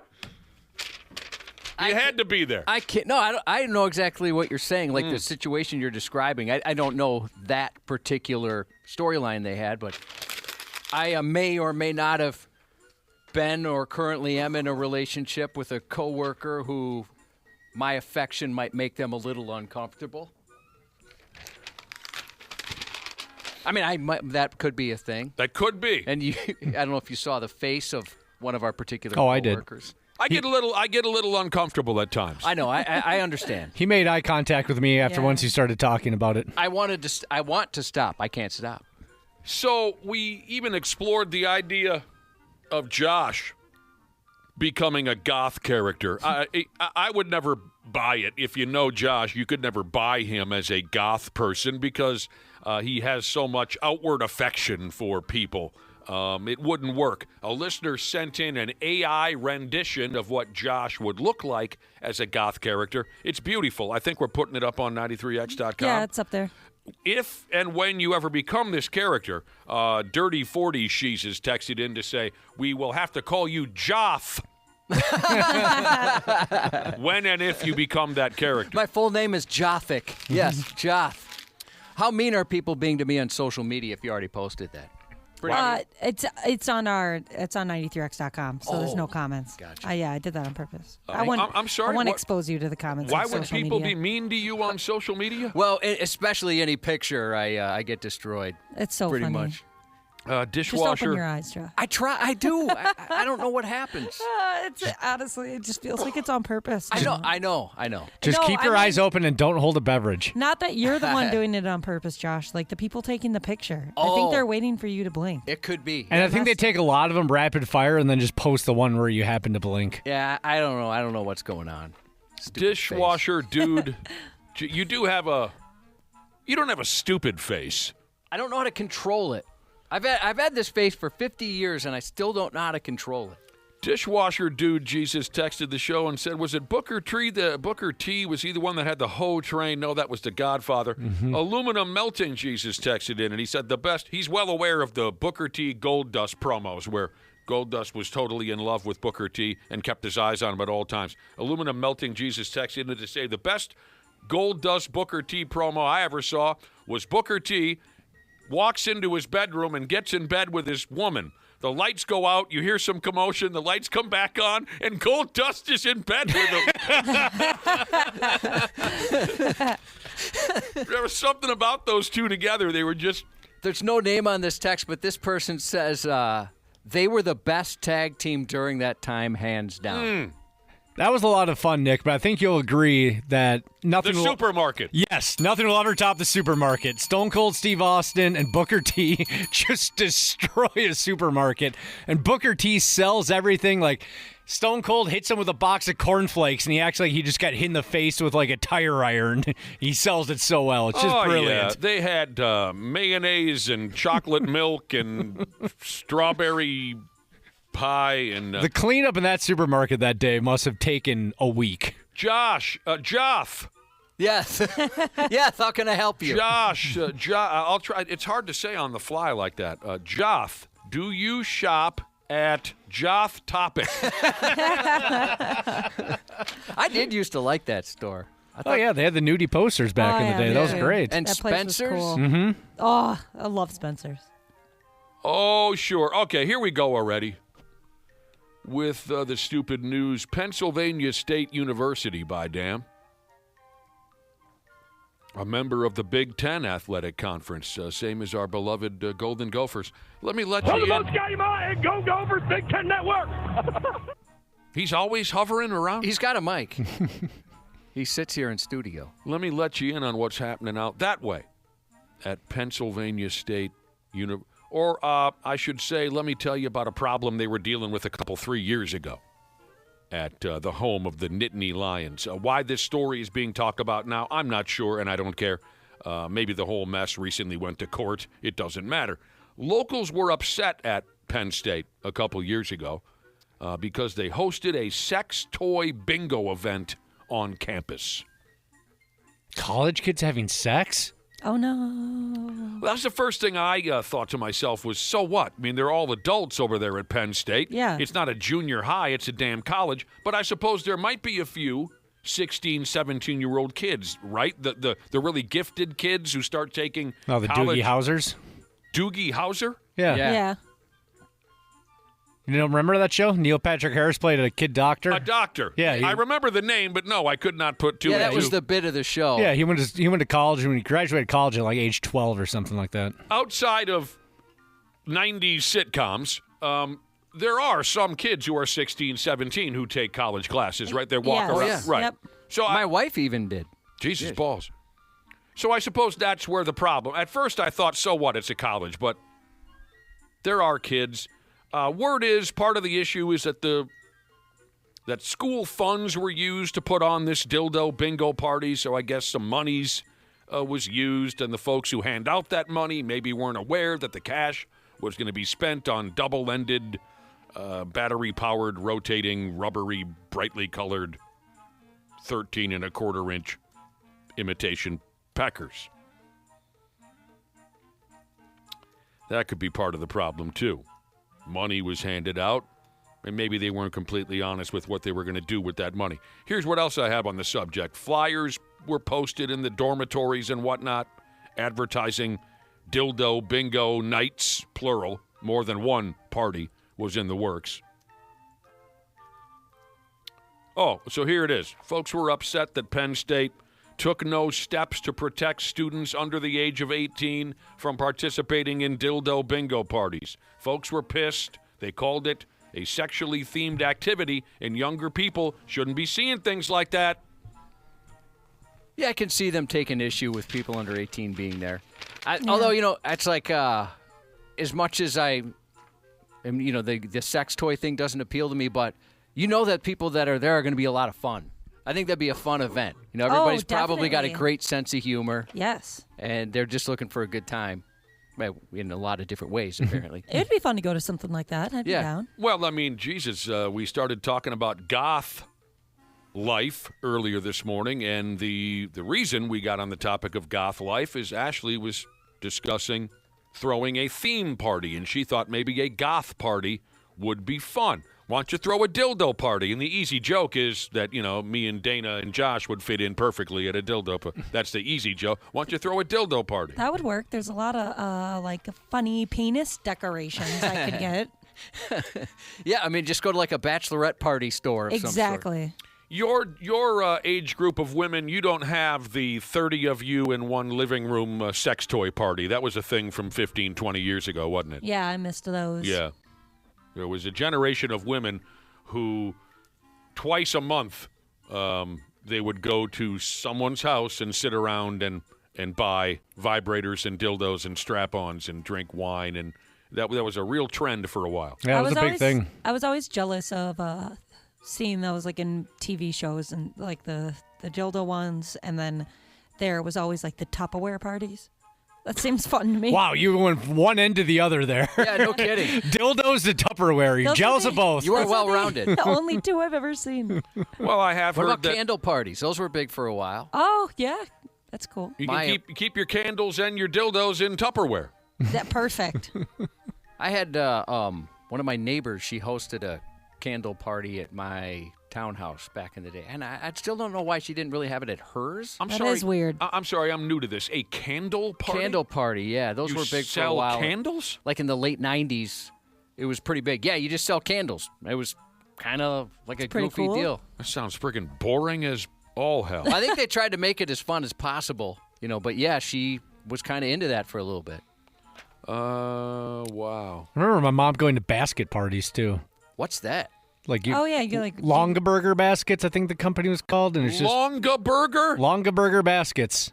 And you just buy different types of boxes. Sounds delicious. Fries, onion rings, whatever. I was thinking that you weave your own basket. No, you just it's kind of like the dildos. You just kind of pick out ones you want. Didn't she go to key parties quite a bit as well?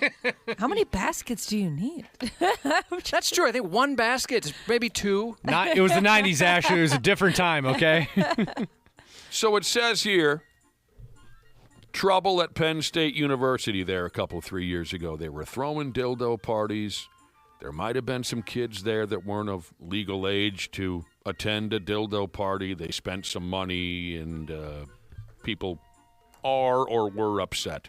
Going forward, and then backward, and then forward again, and then slightly backward like a dildo, it says here, going forward, people are hoping that Penn State is a little more careful next time the college kids up and throw a rubber dick party.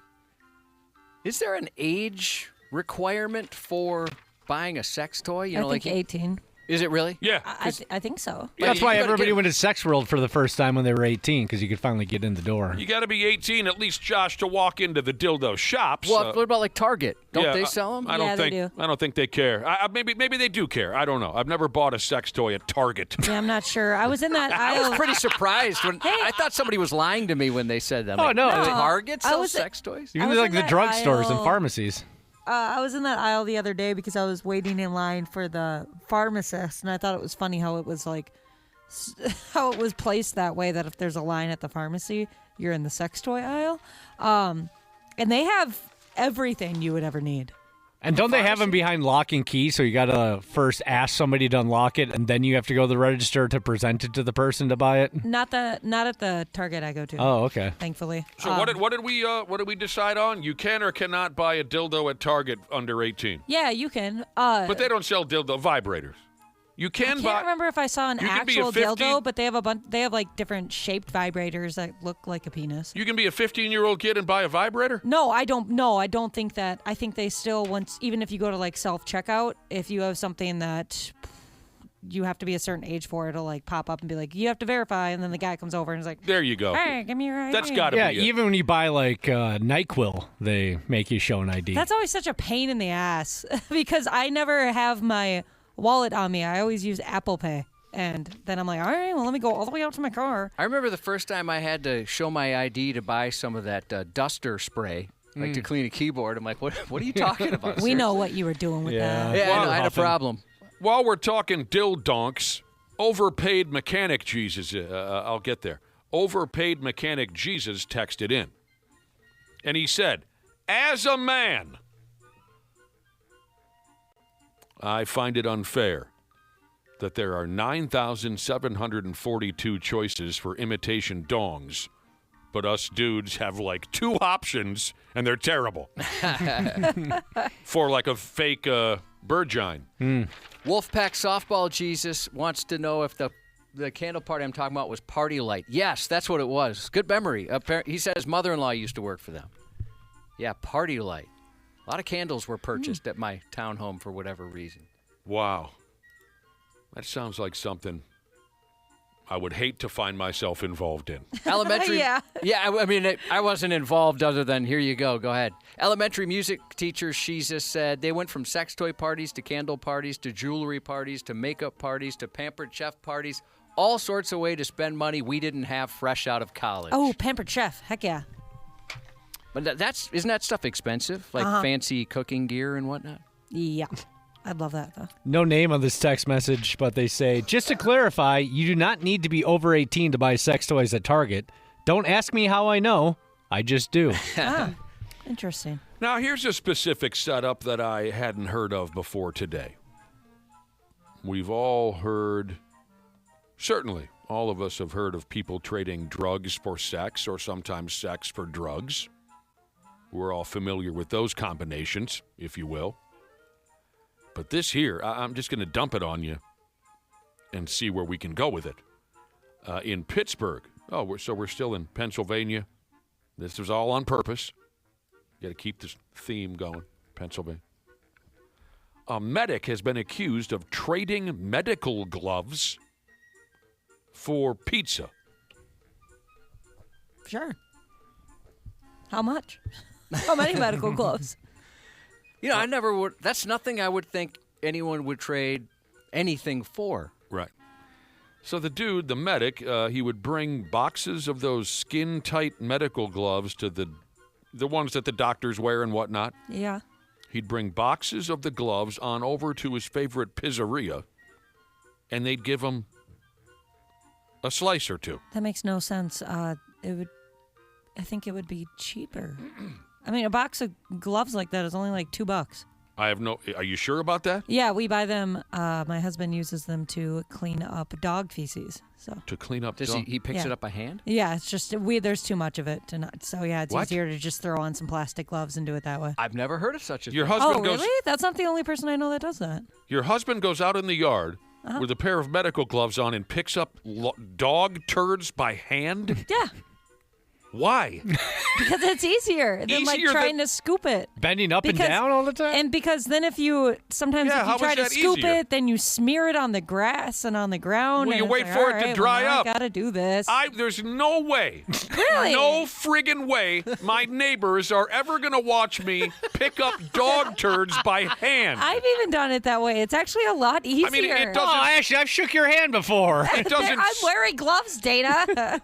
it doesn't scare me with the gloves on. Doesn't scare me. I'm not afraid of disease or anything. I'm just saying that's so friggin' dumb, and there's no way I'm going to let my neighbors say, oh, my God, what is he doing out there? Oh, I will say this last time, usually he gets like, I don't know, white medical gloves. This last time he got clear, and I was like, that looks... Yeah, so he has feces smeared all over his rubber gloves. This is the dumbest thing I've heard all day long. No, I mean, it doesn't really get that gross. I've never seen him have like brown hands because of it. How does he not have brown hands because of it? I don't know. He doesn't like sit there and like smush it into his hand. It's like just a rub quick, it between his hands. I've just never a quick boop, boop. I've never heard about that. It is, honestly, I judged him at first, but it's really convenient. I mean, we've Geniuses are never recognized in their time. I'm telling you. All Then of you us- don't have to have anything else in your hands, just a bucket. You're good. You're good.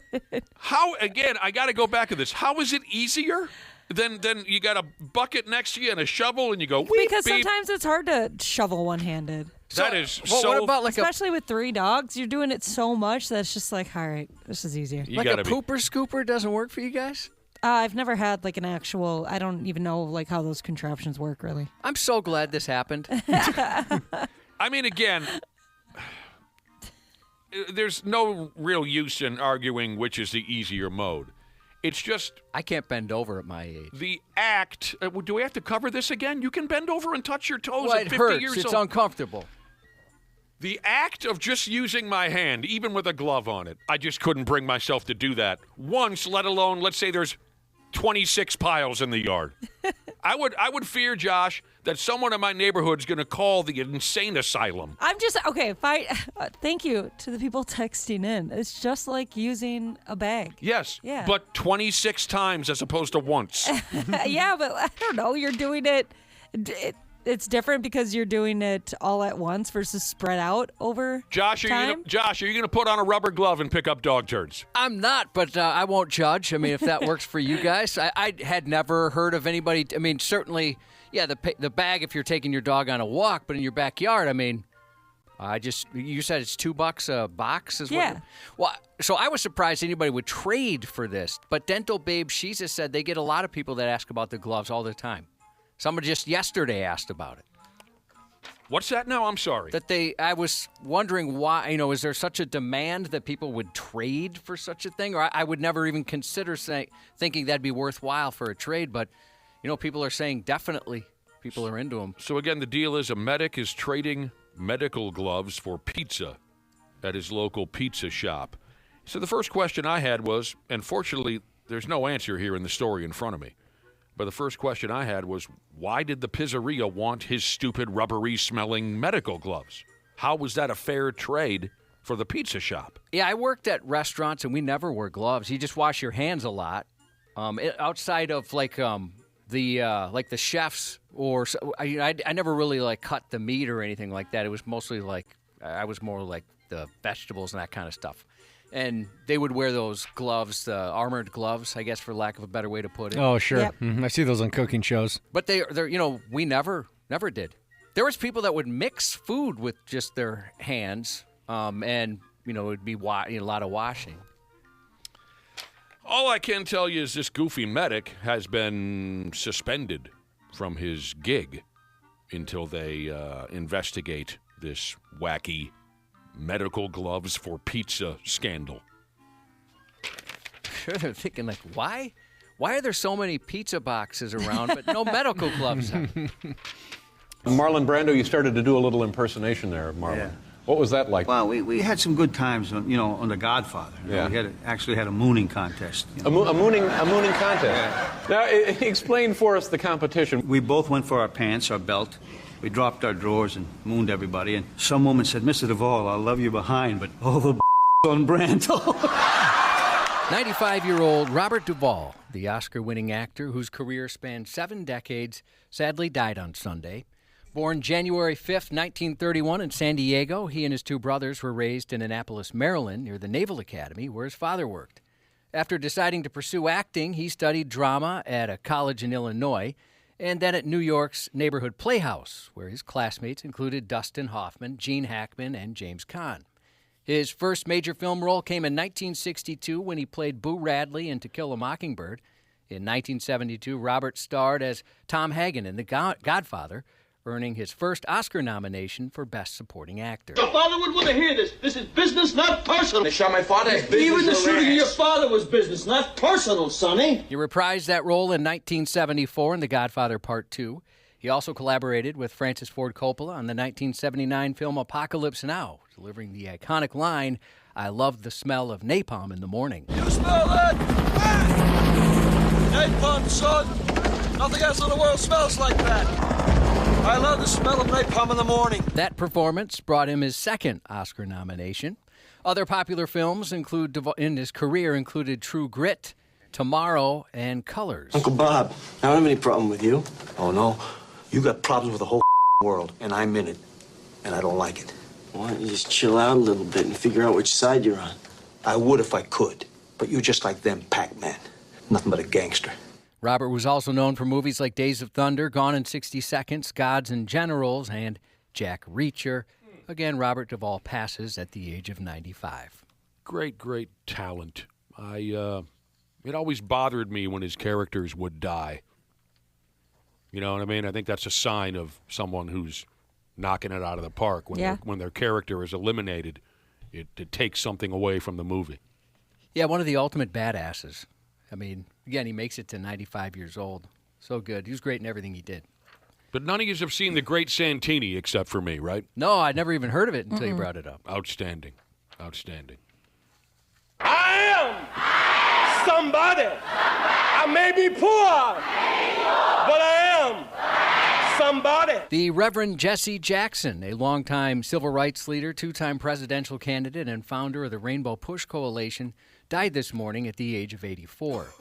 Our father was a leader, not only to our family, but to the oppressed, the voiceless, and the overlooked around the world, the Jackson family said. No cause of death was mentioned, though Jackson had faced multiple health problems in recent years. In 2017, he revealed he'd been diagnosed with Parkinson's disease. Even as setbacks weakened his voice and mobility, he continued to advocate for civil rights. He first became involved in civil rights activism as a teenager. Though he never held elected office, he remained an influential political figure throughout his life. Jackson is survived by his wife of more than 60 years, Jacqueline, along with their children and grandchildren. Wow. I had no idea. Had a great sense of humor, too. Yeah, he was on, he'd go on all the talk shows, like late-night talk shows, too, and everything. Jesse Jackson, he was a funny character. He had a great sense of humor. A Florida man who neatly matched the description of a wanted defendant tried a bold but baffling bit of misdirection, telling police his name was George Costanza, an inept ruse which earned him an obstruction charge and presumably zero laughter from the cops. Officers confronted a man resembling a subject with an active warrant from a neighboring county, and thanks to prior less-than-forgettable interactions with law enforcement, they suspected the stranger was 30-year-old Josiah Darling. Darling, freshly familiar with trespassing charges, had also failed to appear for a January court hearing, inspiring a judge to order for his arrest. Asked to identify himself, the defendant reached for sitcom-style strategy and replied, George Costanza, adopting the name of the famous Seinfeld character. Jerry, just remember, it's not a lie if you believe it. After the cover story collapsed, facial recognition confirmed Darling's true identity. In addition to being arrested on the outstanding trespass warrant, Darling was charged with resisting an officer and booked into jail. You liked that program, didn't you? The Seinfeld program? The first one I watched was the series finale. It was a promotion for the radio station, and I didn't get it. I didn't understand why people loved it so much. But seeing it in syndication, certainly, I enjoy that show. Inside a California cafe, a local news investigation revealed the women there were serving a latte more than coffee.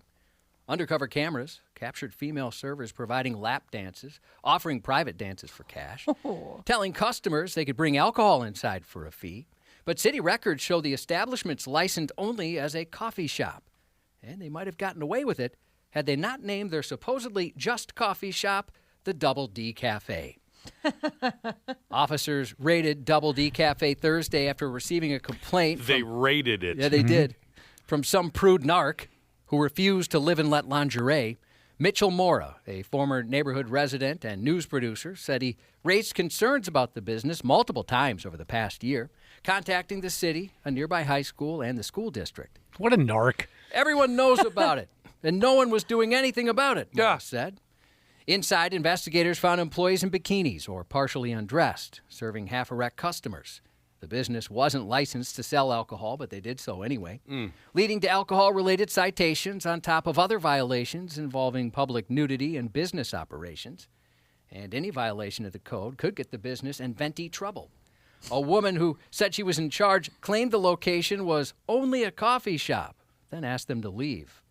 But it appears the guys with sconers engaging in hot frappuccino at the coffee shop led the Garden Grove Police Department to arrest 17 people at Double D Cafe, served with an espresso trip to jail, and an order for the business to shut down. What are they going to jail for? Because they were serving alcohol and they were operating a strip club. Oh, so the 17 people who were arrested worked there. I thought maybe they were just dragging poor bastards out of their chairs. These were employees. Employees, okay. It's not the first time authorities have targeted a bikini-themed coffee shop, and investigators suspect similar establishments may be operating elsewhere in their city. In fact, such cafes, which promote scantily clad staff as part of their business model, have prompted complaints and regulatory scrutiny in various communities nationwide. That sounds like a fun joint. Yeah, I'd hang out there. Yeah, for a while, people were loving it. Do we have any of those bikini cafes here? Not a clue. I don't think I don't think so. I feel like we would have heard about it if we did. I would think, yeah, I would imagine that'd be the case. Should we start one? I think that might get us in some trouble. Could be fun for a while, though. You guys watch Landman? Yes. Yes. That's the first thing that came to my mind. Never saw it. A Sydney council has banned beachgoers from boarding a community bus while wearing bikinis, reigniting a decades-old debate over public decency in Australia. Please dress appropriately. Clothing must be worn over swimwear, reads a bus sign on a route through northern Sydney. The change follows passenger complaints, with many older commuters cheering the cover-up campaign. We're a bit old-fashioned. We probably like people to dress properly, especially if you're on public transport, one woman said. Another called swimwear-clad riders confronting, noting the bus is small and very contained. A guy chimed in as well. I think it's a little off-putting sometimes when you see people get on with virtually no clothes on, he said. Australia has a long history of controversy over beachwear. In the early 1960s, decades of tensions between female beachgoers and local authorities rose to the point of being dubbed the Bikini War by local media. Similar tit-for-tat boob battles began at Bondi Beach following the arrest of more than 50 women during a long weekend, October of 1961, when a 1935 ordinance demanding bathing suits meet strict measurements. So they were out there measuring them. That's crazy. I guess I always pictured Australia to be a looser vibe. Me too. I kind of thought like it was all topless, anything goes. Yeah. But they're trying to change that. The rule was abandoned shortly after in favor of requiring merely proper and adequate swimsuits. However, debate over appropriate beachwear continues. For example, 2 years ago, a call for a ban on wearing G-string bikinis on streets of Australia's eastern Gold Coast, sparked protest and nationwide debates. They want to wear their G-strings. There you go. I guess you learn something new every day. I didn't think they gave two pumps in Australia what you did. Yeah, me neither. News to me as well. I had a totally different idea of what that joint was all about. Yeah. Meanwhile, one long-running magazine found an unconventional way to reach new Nudie Mag readers, already known for keeping their hands busy while perusing the pages.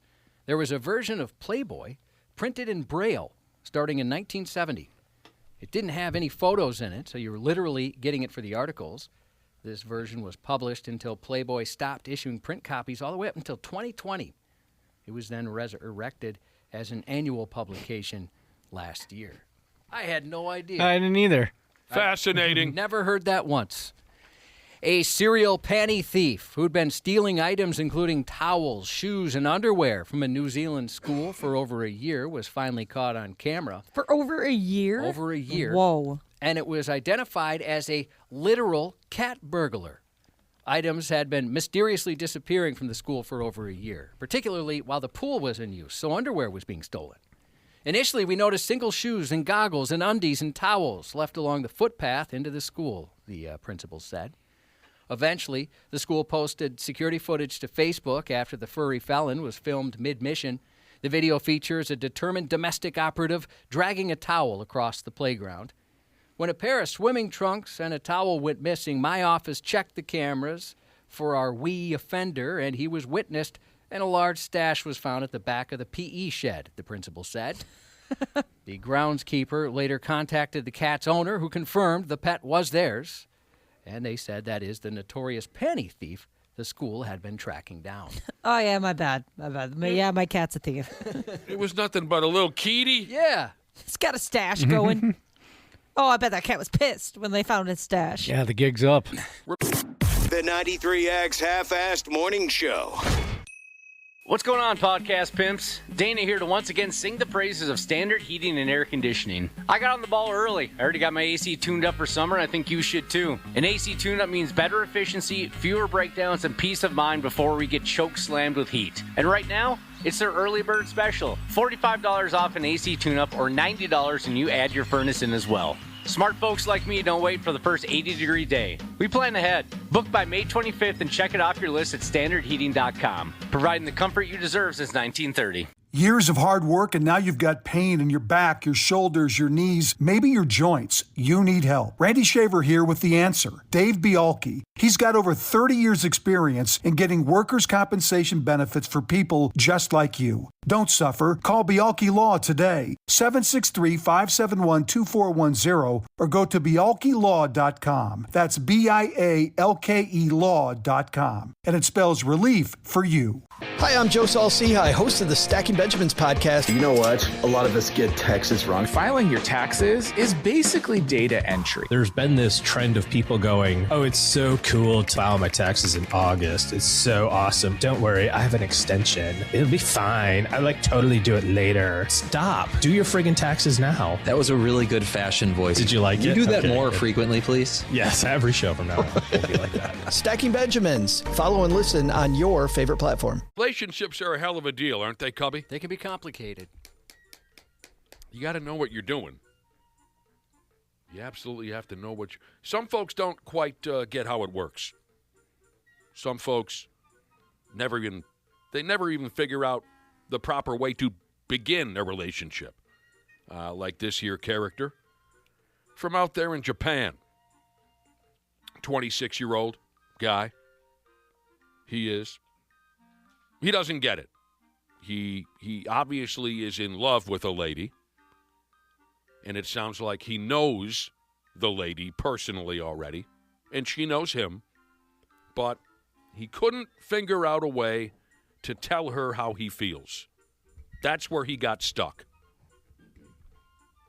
For most of us, in that situation, the logical step would be to go ahead and ask that person out on a date, right? Or a D-pick, one of the two. You're going to start there. Yeah. Go big or go home. You know, in school, you would just say, hey, Dana, can you go ask so-and-so if they like me? I hated that. I loved that back in the day. I also loved, too, when people would get broken up via note that was handed to them by the friend. You know, it would say, hey, so-and-so doesn't want to go out with you anymore. And it was just a note. It's so ridiculous. There was a designated friend in high school. He loved it. Did he? He loved, like our old boss, not the current one, loved firing people. He was just that type. He loved it. Loved yelling at people, loved firing people. Sounds like a great guy. He was the, yeah, one of the best. This particular friend in school just loved it for whatever. He loved drama. Mm-hmm. So he loved to be the person, the go-between, whether it's, hey, do you like me, guy? Or, yeah, it's just not working out between you and him. He knew his role. And he loved that role. Most favorite role a guy could ever have, in his opinion. So here's this Japanese guy. He's in love. Doesn't know how to go about it. Most of us would probably ask that person out on a date. See where things go. Here's what our dude decided to do. The lady he's in love with now, he upped and abducted her pet parakeets. Oh. And then he told her that if she doesn't agree to go out with him, he's going to murder those pet parakeets. Not a strong start. Yeah, that's not a lasting relationship plan. Nope. Now, this story was very, very poorly written. It gives no information on the specifics of the parakeet abduction itself. Did he break into this gal's apartment? I don't know. I'd love to give you those details, but there are none. From what I could understand, this stupid idiot contacted the woman that he loves in the middle of the night and told her that he has her 4 pet parakeets. She's got 4. Is that a red flag to you, Ashley? Wow. Maybe this guy dodged a bullet. He told her, I have your 4 pet parakeets, and I am prepared to kill each and every one of them dead if she doesn't go out with him so they can fall in love and stay together forever and ever and ever. I would be so afraid to, I don't know, like agree to that kind of situation because I would think that this type of person would then kidnap me. Like, all right, well, you're here, so now you're mine, too, just like these birds. Ha, ha, ha, ha, ha. Really, Ashley? He seems pretty well adjusted to me. He seems emotionally stable. Yeah, he seems like he's got everything figured out. Why don't you go get a beer with him? That's a safe assumption, Ashley. That's smart on your part, If by the he's way. going to abduct Because for where's he going from there? You know what I mean? Like you were killing saying, you. That's like you where were- he's going, Like yeah. Josh was saying, that's not a lasting relationship, but he obviously has issues with you not being with him, so. Yes, I think we all are in agreement. If he is the kind of guy to abduct your pets and threaten them, he might be a risk to you as well. Yeah, you're going to end up in a box. I mean, is this something where he's so focused on the end, he's not considering the means, where maybe he realizes, oh, you know, there's probably a million better ways to do this. but This he guy just- realizes he realizes nothing, Josh. You don't think so? He realizes there's nothing. no come to Jesus moment at the end of this? No, he's totally insane. When the- I mean, imagine if they got together like, my God, I kidnapped your parakeats. Can you believe that? That was insane. Right. It's What in was their I- wedding vows. Yeah, what was I thinking? Right, that's their origin story. Mom, Dad, how'd you meet? So when the poor gal got this message in the middle of the night that her parakeets had been abducted, she called the Japanese police, and the cops were able to find this idiot and baton him over the head before he harmed any of the adorable little parakeets. I do love that Ashley's first thought was, maybe this chick's a little goofy. She's got 4 parakeets. 1 or 2, acceptable. 4? 4. That's a lot. That is a lot. Everybody's got to have a code, and Ashley's is about parakeets. Yep. You like birds, do you? Any of you? I'm starting to just because my husband really likes them. I would not want to own one. Oh, I think it'd be fun. I've got a friend who had one, and he was pretty miserable about it. I know it's a lot of work. It just rains feces in your home 24 hours a day. It's a lot of noise. I'd like to try it at one point in my life. I can always just open a window, right, if I get tired of it. Yeah, I think. They know what to do. You want to hear more about birds? Here's a bird for you. He goes by the name of Sonny. He's a 33-year-old cockatiel from, well, he's not from anywhere. He's a bird. He lives with a family in Northbrook, Illinois. And Sonny, the 33-year-old cockatiel, has been officially recognized by the Guinness World Records people as the oldest living bird of his species. Yeah. Wow. He celebrated his 33rd birthday just about a month ago. The owner bought him when he was just a little chickadee chick in 1993. He's a musical bird, Josh. That's so sweet. That is sweet. He knows how to whistle some songs. One from, I remember the title, but I couldn't tell you much about it. He can whistle all the songs from the motion picture Bridge Over the River Kwai. Oh, is that right? That's right. He loves And those movies. He can also whistle the theme to the Andy Griffith program. Oh, that's a good one to whistle. He remains, after all these years, paper trained. He knows to deuce on the newspaper. And they say he spends most of his time outside his cage on perches watching television. He likes to smoke cigarettes and watch television while outside his cage on little perches around the house. His owner credits his longevity to a healthy diet and his social skills. He loves to just sit and talk with folks. The birdhouse, my friend, he had a cockatiel.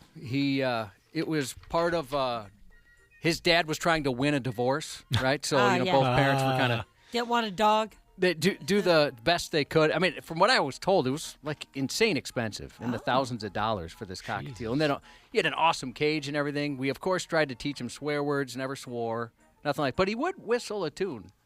Thousands of dollars. Nice try, Dad, but have you ever heard of Nintendo?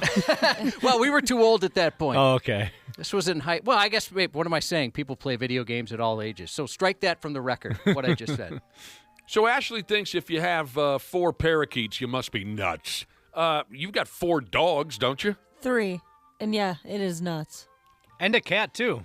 I was just talking you've to got somebody 4 the house other pets? day. I was just talking to somebody the other day that was telling me they were getting a 3rd dog, and I was like, do not do that. Well, I mean, No. I think you if doing? you have 3 dogs and a cat, I think you also might have some issues. Yeah. My wife wants a 3rd dog. I guess maybe it's a little different if, like, you go and it's just you.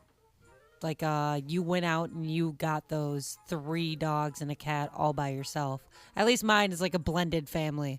Like, I have 2. You got the Brady Bunch. Yeah, that'd be kind of crazy if I was living alone and I had 2 dogs and I was like, you know what I need? A 3rd. That's a good point. Well, how about this And a guy? cat. Red-headed, metal-bending Jesus. He says, if Ashley's judging everybody in town, I'll step up. And he says, I've got 5 ducks. Am I out of my mind? Okay, ducks are cool. You can have as many ducks as you. Ducks are so sweet. I can't judge that. I just find that awesome. Nick, you had 3 animals at one time, didn't you? Or did you even have 4? What was the highest amount you had? 2 dogs and a cat. Yeah, so 3. Okay. But as you know, I raised ducks as a child. I don't like to talk about Did you have that. 5? There were 3 ducks and a goose. 3 ducks and a goose. There was an episode of Modern Family that I Duck. just watched that reminded me of your duck story. Because they like go to release their ducks at a local golf course. Right. You don't like that story. No, it's sad. Yeah, my dad brought home 3 ducklings and a gosling for my brother and I when we were, I don't know, 10, and said, here you go. Raise these little peckerheads. And we did. Well, we didn't get to raise the goose. Fritz. We didn't get to raise Fritz to maturity because he dropped dead in our yard. Ah, poor Fritz. All he wanted to do was get in that Smurf kiddie pool that we had. That's all he lived for. The ducks and Fritz the goose, they loved the Smurf kiddie pool. They were buddies? Oh, yeah. They're just tiny little peckerheads. They didn't know who they were supposed to hate yet. They were just babies.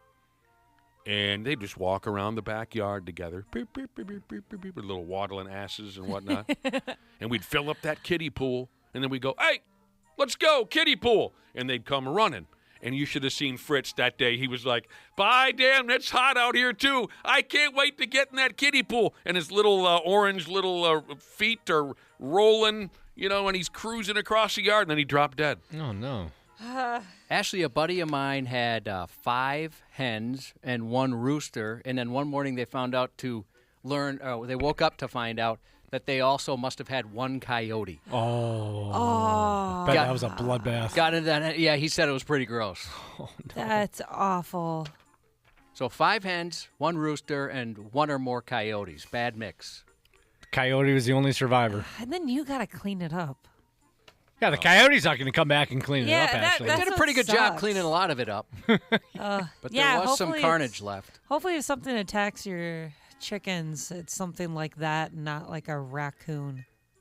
Why, do they just murder them and not eat Yeah, them? I actually just read a book about this. Yeah, they'll they rip their heads off, but they just don't eat the whole entire situation. So yeah, you have to pick up dead carcasses. We're all in agreement. Human beings, raccoons, and coyotes. Chickens are delicious. Yeah. They sure are. There's so many ways to prepare them, too. Chaos Coordinator Jesus wants to know your thoughts, Ashley. 2 dogs, 1 cat, 34 chickens, 9 roosters, 5 goats. Holy cow. You're insane if they're all in the house. Yeah. Other than that, you're fine. That's crazy. All right. You want to talk about an intimidating, frightening criminal? One that you absolutely don't want to mess with. It's this effing guy. Right here. A beehive thief. Sends a chill up your spine, doesn't it? Yeah, it does. We got a beehive thief right here that's been apprehended. I tell you what, when that beehive thief walks out onto the prison yard, Cubby, even the most hardened inmates back up and give that sumbitch all the space that he needs. Yeah, because it's weird. Step aside, they say. A 47-year-old mega dork got himself arrested in Sacramento, California for stealing friggin' stupid beehives all over all over town. Okay, Woody the Pooh. Where was that? Was that Amazon or where were we? Where did we find out you can buy everything you need, including Fleet Farm. Fleet Farm. Of course, it's Fleet Farm. What about Fleet Farm? Remember we were talking about this? You can buy beehives and everything you need to have your own apiary. Yeah. At Fleet Farm. I just swung by Fleet Farm a couple days ago. I Yeah. forgot to look at the apiary aisle. I bet that's an online thing only. Oh. I don't think we get that lucky where we could turn past those giant bags of the candy peanuts or whatever those are. Circus peanuts. The circus peanuts, Mhm. and make it back and see a whole bunch of honeybees there. All right, so we got a beehive thief. The story says here these beehives are worth somewheres in the high tens of thousands of dollars. Oh, wow. Yeah, they were a lot cheaper on the Fleet Farm website. You know how you know that you're a cool criminal? When you get arrested by the agriculture police? Is that something or what? Yeah. When you get arrested by the agriculture police, that's how you know you're a cool criminal. They're one step above the fish police, I believe. I wonder, busted. I wonder how, what an actual, every day, what is it like for the agricultural police? How much action are they seeing? I just want to know, do the agriculture police wear overalls? If they don't, that'd be disappointing. Yeah. You can put a badge on that strap. They must get so much ass. That too. Oh, and the beekeepers too. Whenever I see a grown man in a beekeeper outfit, Dana, the first thing I think is that guy likes to bump. Yeah, that guy F's. If you guys want wasps, I can help you. We get so many wasp nests at my house. One of them is bigger than my house. We just had to get rid of it. So this beehive thief got arrested by the agriculture police. Because of my dislike of puns, I hate to even admit this, but the agriculture police did set up a sting operation. They nailed it. If that wasn't in there, it'd be disappointing. Sure, you can see it coming, but you got to have it in there. They set up a sting operation to catch this here latest beehive thief. The ag police were watching this guy operate for a stretch of time before they finally pounced on him and threw him in jail. When the cops got the dude, the 47-year-old I was telling you about, yeah, he was still wearing his silly beekeeper's suit and looking good. You can't help but look cool wearing a beekeeper's outfit. The recovered beehives were returned to their owners, and everybody's moving on with their lives now. Did you happen to notice the website that came from? No. The Sacramento Bee. Which is, it's been around for a long time, but it came from the Sacramento Bee. I mean, the world sometimes it works together real well. Just everything kind of comes together.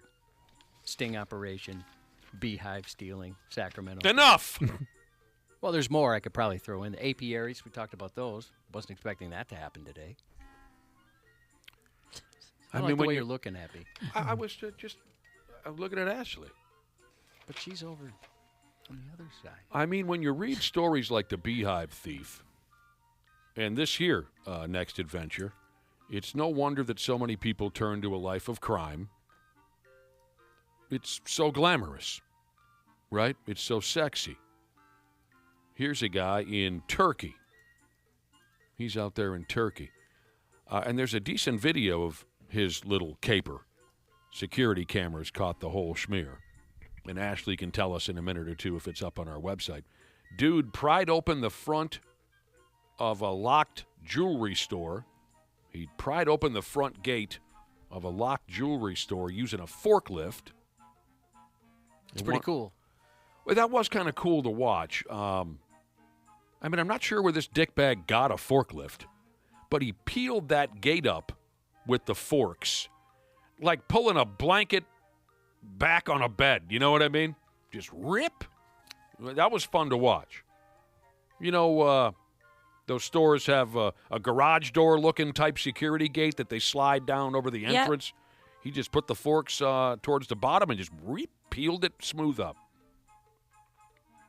And then once he got inside the joint, jewelry store again, and once he filled a bag or two with expensive jewelry, He made his getaway on the back of a damn donkey. Oh, yes, Everything's this cool. is up. He's got a forklift and a donkey. That's awesome. I didn't know about the forklift part. I just saw him getting away on the donkey. Was he like standing up? It looked like he was standing, not necessarily on the donkey, but like you might see a motorcyclist kind of standing on the pegs or whatever you call Standing up in the stirrups? Yeah, I don't stirrups. know. I didn't look that closely. Because it was a cool look, whatever he was doing. Somehow he made that even cooler than it already sounded. Yeah, again, no wonder so many people turn to a life of crime. It's so exciting. You rob a jewelry store and you make your getaway on a donkey. I don't think those are very fast. No, they're not. He turns to his getaway donkey. And the video is fun to watch. Watching him slowly bouncing through town on his getaway donkey. It is quite adorable. It's pretty funny. Once the local cops saw what dude and his donkey had done to the jewelry store, they kicked in a search to find them. It didn't take long. Dude and donkey were found pretty quickly. All the stolen jewelry was found buried. Summers, I guess the dude thought he could bury the goods and come back and grab it at a later date. He got pinched before he had the chance. The donkey was turned into a neighborhood petting zoo. Now goes under the name Cupcake. Now, the story here mentions some other animal-related crime happening around the world. Of course, they bring up monkeys right away. You're well aware, I'm sure, of the monkey uprising. Oh, they're coming for us. So if there's going to be a story about animal-related crime, you knew the monkeys would show up pert near right away. And you're on their side. You're documented as saying No. Oh, I thought you had said you're on the monkey Ashley, side. I am, yeah. Oh, Ashley is. When the monkey-human war begins, Ashley has said she will take up with the monkeys. Yes, I will work for them. Josh, I think what confused you is I will fight tooth and nail to the death with human beings, alongside my fellow human beings, against the monkeys. But what I've said many times is I totally understand why the monkeys want this war, and I totally understand where they're coming from. They've watched us ruin everything, and they feel like they can do a better job. So although I will fight to my last breath, while the trooper from Iron Maiden plays in the background, I will fight to my last breath with the humans against the monkeys. I am sympathetic to their cause. So that's your motivation to be on the monkey side, Ashley? You agree with their cause? Yeah, I 100% understand. Like, I don't want to be murdered by a monkey. We'll cut you some slack, Nick. We'll give you a chance at the end. Like, hey, everybody else is dead. You're Would you now assuming like to join us? You're assuming that you and your monkey pals are going to win. Yes. Oh, I'd take the monkeys for sure. They've got no chance. Do the monkeys have access to weapons? No. Yeah, they're dead. They're just going to spread HIV and gonorrhea and whatever else they got going on onto everybody else and hope for the worst. It's the only reason I don't have sex with monkeys, Yeah. Ashley. Smart. Sorry, you lose that one. Yeah, Josh always uses a condom with monkeys. If they don't have access to drones or anything like that, monkey's gone. So, sounds like a monkey went on a 3-day crime spree in Brazil, breaking into people's houses, swinging a knife around. The monkey threatened to cut some folks up. It bit some people. It stole a pot of coffee. Oh, no. Oh, no. You know when they realized the coffee was gone, they're like, oh, gosh, here comes trouble. He's going to be all amped up on caffeine. Yeah, overly caffeinated monkeys is a bad recipe. Oh, gosh, that's so good. Just to be a dick, this monkey also cut the power at a couple houses. I don't know how it knew how to close the power off in someone's home. Maybe its original owner was an electrician. But it's this like a movie. Yeah, if he's like a general in the monkey army, he could train people. I mean, if these monkeys have knives, that's a little bit different. Dude, this is a horror movie. he cut the power. And he knows how to cut power. You want internet, huh? I don't think so. And during That's one, so scary. It is. This monkey was driven. And it had ideas. During one of the monkey home invasions, this is my favorite part. The monkey comes somersaulting into somebody's house, They surprised the hell out of everybody in the house. And it punched an old-timer in the jaw. Set the tone. See, that maybe here's my guess. Monkeys, in the monkey world, the elders are the leaders, right? Yeah. And so the monkey might assume that's how we do it. That's how we humans do it, too. So the first thing it did when it got into this house, it spotted the oldest person in the room, an old man, and punched him in the mouth. Imagine living to be 92 just to get punched in the face by a monkey. An angry monkey. I think about that when you hear like a really old person who something terrible happens to them. Like they survived 3 tours overseas and then they get hit by a bus or something. It just doesn't seem right. Yeah. Mm-hmm. At the same house, the monkey didn't like the fact that this family had a bird in a cage. The monkey didn't think that was right. So he smashed the cage onto the floor and freed the bird from the cage. And now the two of them are a team. And they left the house together. Yes. The monkey and the bird. So the monkey's not only looking out for his own, but other animals. It freed a bird from a cage. The both of them take off. That's smart. That's kind of the vibe of what happened in, I think it's called Mufasa. It's a Lion King movie. They have like a bird so it flies ahead. I'm sorry, you said Musafa and then Mufasa, I lost you. It's like a Lion King movie. A Lion King movie. Yeah, Okay. so the bird will fly ahead of this monkey and will alert the monkey of what's coming, Okay. what's to be expected. So they do have drones because we all know birds aren't real. Right. Yep. They're drones. Well, so these Exactly. monkeys have other animals working with them. They can carry knives. They know to cut the power. Boy, Ashley. Advanced. You guys have quite a strategy going. Uh-huh, and we're caffeinated. Yeah, Crocs with Socks Jesus actually thinks overly caffeinated monkey would be a good band name. I agree. Yeah, yeah. Like it. You see that up in the marquee, you're intrigued. OCM. All right. So again, the monkey and the bird leave the house. And just when the family thought the nightmare was all over, the monkey comes back into the house and punched that old-timer one more time, and then he was gone forever. Somebody said the monkey's getting air support. So great. I love these stories. I wish we could do a monkey story every single day. And you know what? Here's the thing. We're talking about whose side are we going to be on, how we think it's going to end.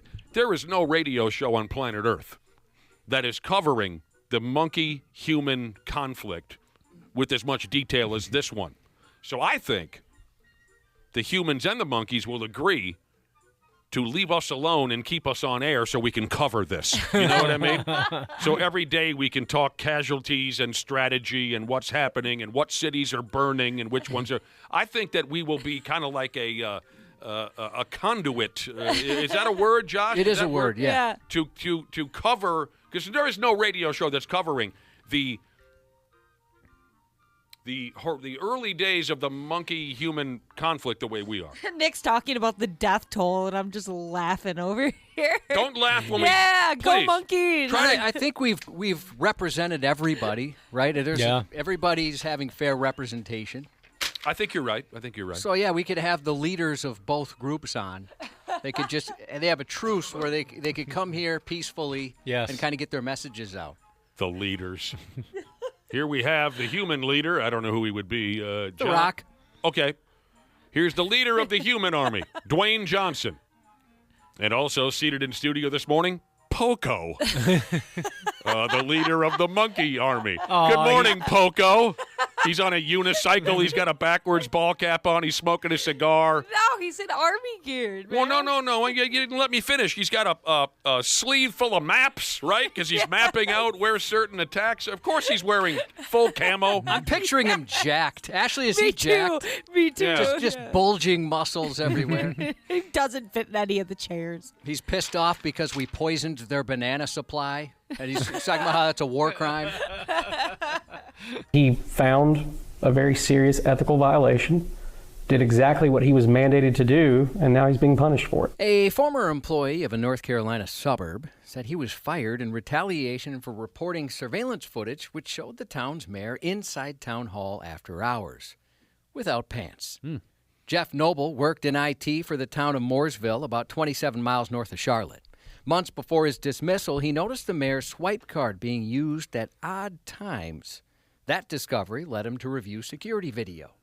The footage shows Mayor Carney entering town hall after midnight with a woman. Later, the video captures the mayor walking through the building's hallways for an extended period of time, notably minus trousers. After motion detectors were triggered, police responded. The video then shows the woman retreating into the mayor's office when cops showed up. According to the lawsuit, his behavior conflicted with town ethics and security policies. You can see the mayor at least a couple different occasions without wearing pants, which is very big issue. That's unethical. Noble reported the footage to a supervisor and was promptly rewarded with administrative leave. Town officials locked down access to the video and accused him of passing it along to the press. Asked to explain the late-night no-pants party, the mayor dismissed that incident, saying, "There's no video of me in my office or anything. I mean, it's just about me in the hallways. I can't imagine it would be anything pressing, just me going to the bathroom." Soon after the incident, Mayor Carney took an extended leave of absence from his office. He takes his pants and his underwear is completely off before he goes and walks into the bathroom? Yeah, beforehand, he'll just... He just knew it was going to be gnarly. Yeah, better get this off just in case. So the allegations are this is where he was bringing chicks. Sure seems that way. To the mayor's office to get laid. Sure appears to be the case. No. I just got to go to the bathroom. Well, I mean, kind of a pimp move, though, really, when you think about it, right? Yeah, going at it on the mayor's desk. Yeah. I'm sure that's what he's thinking. Yeah. Be careful about the kind of volatile sleeping companion you invite into your bed. A northern Minnesota man's bad choice of bedfellows rifled him awake with an STD, a stray trigger discharge, after he accidentally shot himself while sleeping with a gun. Oh, boy. The 67-year-old called 911 just after midnight Saturday to report a bloody case of gonorrhea, having accidentally shot himself in the leg with a pistol. According to authorities, the man lives alone and said he woke up after hearing a noise, reached for his gun, and then drifted back to sleep without realizing it. At some point after that, the weapon discharged. Fortunately, that wound was non-life-threatening, just embarrassing. Dude. Close one. A jealous gym goer traded reps for retribution outside a Houston area 24-hour fitness last week, resulting in a 25-pound statement hurled toward a romantic rival's head. According to police, 24-year-old Erilyn Martinez spotted a woman she believed was romantically involved with her boyfriend at the gym, then decided to swap dumbbells for drama by grabbing a weighted plate to send flying toward the other woman's head. Oh. That could kill a gal. Yeah. Now, I apologize for the word I'm about to use, but she said it. "Bitch, I'm going to drop this 25-pound weight plate on you," she yelled at Cindy Aguilar before the January 7th attack. These two individuals don't necessarily know each other to our knowledge. We do know a 25-pound weight can be a deadly weapon, considering where you hit the person at. The court seems to think Martinez may have been mixing muscle and martinis. The judge overseeing the case said probable cause suggested alcohol was a factor in that incident. As a result, she's barred from consuming all alcohol, including any food, mouthwash, or over-the-counter medication containing alcohol. Jeez, that's pretty serious. Yeah, I didn't know they would rule out mouthwash. I mean, they're probably hoping you're not just downing it, but you can't even use it. No Listerine, no nothing. Nothing. The court also prohibited her from using marijuana, possessing any weapons, or contacting the victim. She must additionally keep 200 feet away from the 24-hour fitness where that incident occurred. Ashley, didn't you tell us back in the day for a couple weeks you worked at a gym? Yeah, I did overnights. And you worked overnights. Bad. So bad. Overnights at a 24-hour gym. Yeah, that's sketchy. It's a sketchy business. And did you not also say that plenty of people showed up drunk? Yeah, I mean, it was weird. Everybody that came in after like 10 p.m. was on something or had a really weird personality. Yeah, why can't you make it to the gym until 1 o'clock in the morning? That's what I want to know. I did go, I remember, I think when I was like 18, 19, I was working at Olive Garden, and one of the cute servers there invited me to go to the gym after work. And so we went to the gym at probably like 11 p.m., midnight. And I felt bad about myself doing that. It's a strange time to work out, but I can't think of anything more miserable than pressing weights while drunk. Don't knock it until you tried it. I mean, we're not talking slow pitch softball here. You know what I mean? Throw up. That's The perfect game for alcohol, as we all know, is slow pitch softball. But trying to bench press while drunk, that's terrible. Insane. There are countless ways a parent can mortify a teenager, but few escalate from everyday embarrassment to something resembling a dress rehearsal for the Scarlet Letter. But the following two stories are unique examples of kids left to face the fallout of their parents' shame, including one right here in Minnesota. First, a 42-year-old mother in Michigan will be spending time behind bars for making a false bomb threat against a suburban Detroit high school because her daughter was barred from participating in the school play. Crystal Royster was... Girl sounds like she has enough problems already as it is. Yeah, who gets banned from being a part of a play? They begged people to go out for the play when I was in school. She was sentenced to serve 2 weeks in county jail following by an additional 18 months of probation after causing some theatrics of her own, placing 2 phone calls to Lakeshore High School in St. Clair Shores, Michigan, each time falsely reporting there was a bomb in the building. Royster called the school after being notified her daughter was not allowed to participate in the school play's opening night per school policy due to her being sick and going home earlier that day. Then she went for Act 2 and did it again, hoping to delay opening night so her daughter could perform. Authorities were not amused by the improvisation. Those calls cleared the halls, forcing more than 700 people out of the building when police showed up. They brought in even officers from other jurisdictions. They were so worried about it. They conducted a full sweep of the school. Luckily, nothing was found. Hell, that kid maybe faked being sick because she didn't want to be in the stupid school play. Could very well be. Could very well be. She's in some serious trouble. Yep. Yeah, I bet. Mom is troubled. Liz really likes to watch her daughter perform, that's for sure. The next example of a parent with an uncanny ability to embarrass their kid trades stagecraft for spreadsheets with the mess made right here in Minnesota. A mom entrusted with her daughter's softball league finances allegedly treated the treasury like a personal cash machine.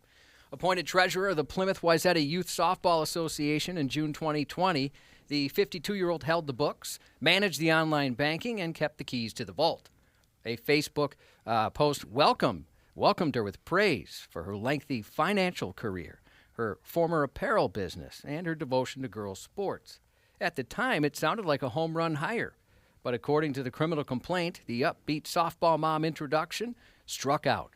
The first clear warning surfaced in September of 2024 when the IRS contacted the association to say, why haven't you been paying taxes for years? Around the same time, vendors and coaches began asking why their payments had not arrived. The unanswered questions stacked up, and by early last year, the concerns cost her her position.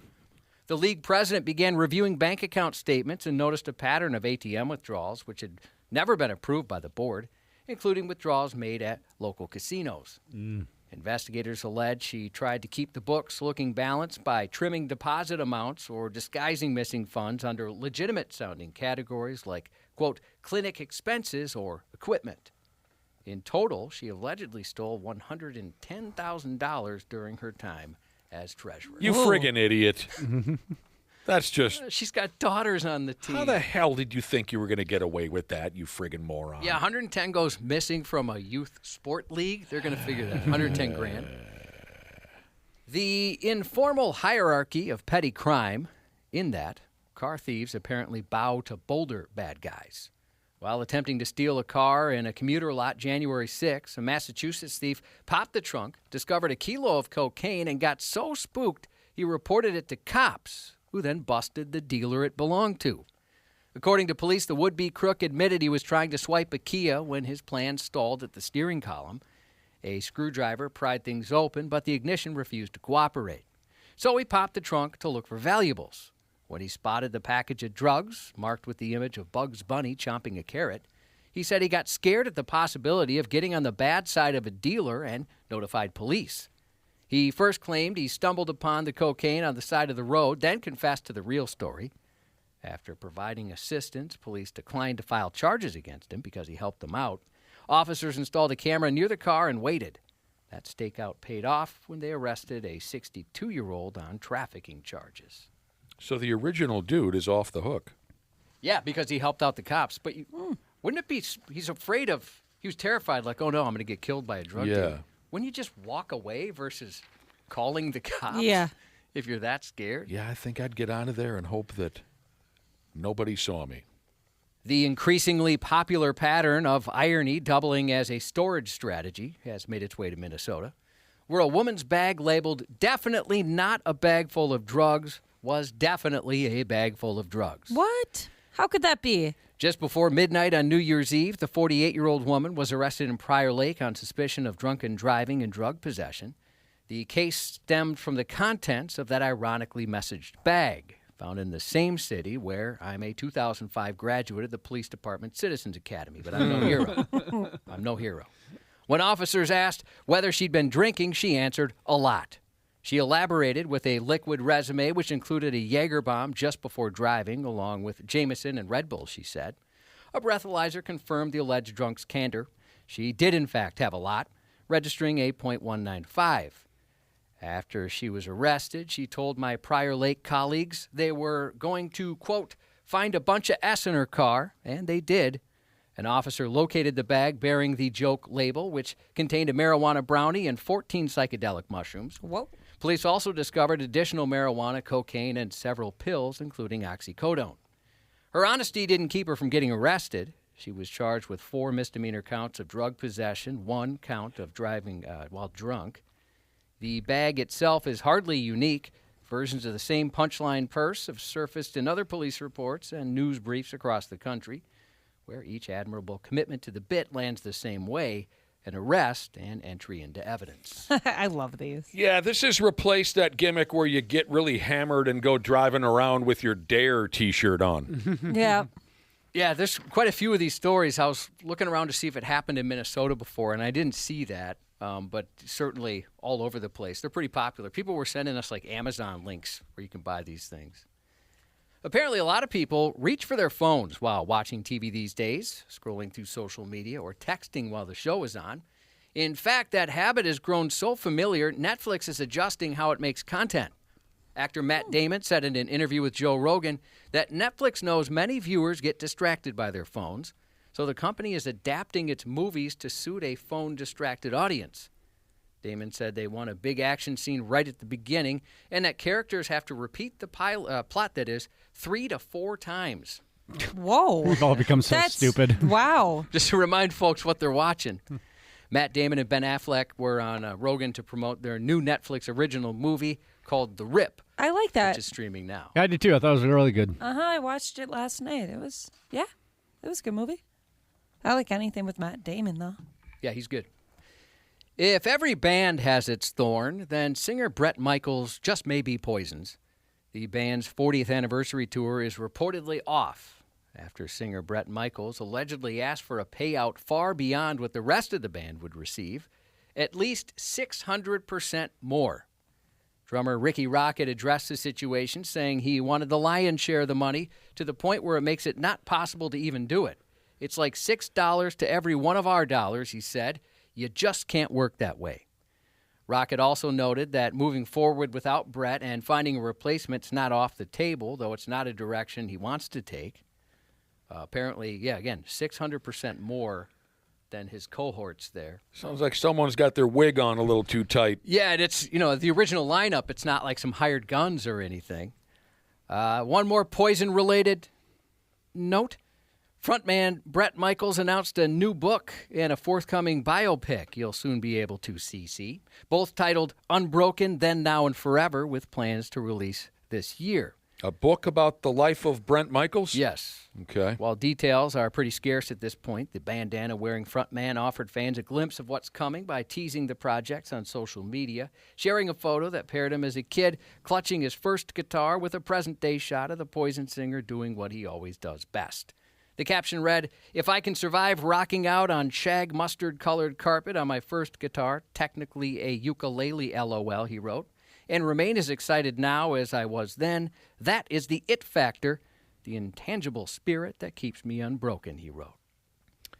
Well, let me tell you something, Cubby. It's disappointing to learn that Brent would want to bone his bandmates so badly by getting paid $6 to their one on their reunion tour. But on second thought, hey, when you write Unskinny Bop, that's true.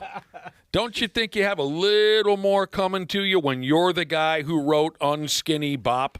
Even back then, I thought that was pretty stupid. I couldn't believe my eyes the first time I saw the music video. I thought, this is the absolute end of hard rock right here in this moment when I saw the music video for a song called Unskinny Bop.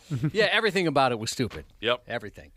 Dwight Schrute on The Office. Rainn Wilson, 60 today. Paul Stanley turned 74. Is Paul Stanley 74? Sure is. Happy 16th birthday to Grimm, a longtime member of the Puppyhood.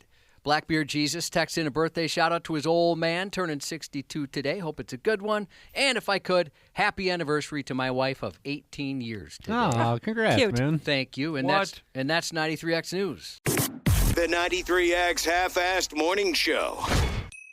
What's going on, podcast pimps? Dana here to once again sing the praises of Standard Heating and Air Conditioning. I got on the ball early. I already got my AC tuned up for summer, and I think you should too. An AC tune-up means better efficiency, fewer breakdowns, and peace of mind before we get choke slammed with heat. And right now, it's their early bird special. $45 off an AC tune-up or $90 and you add your furnace in as well.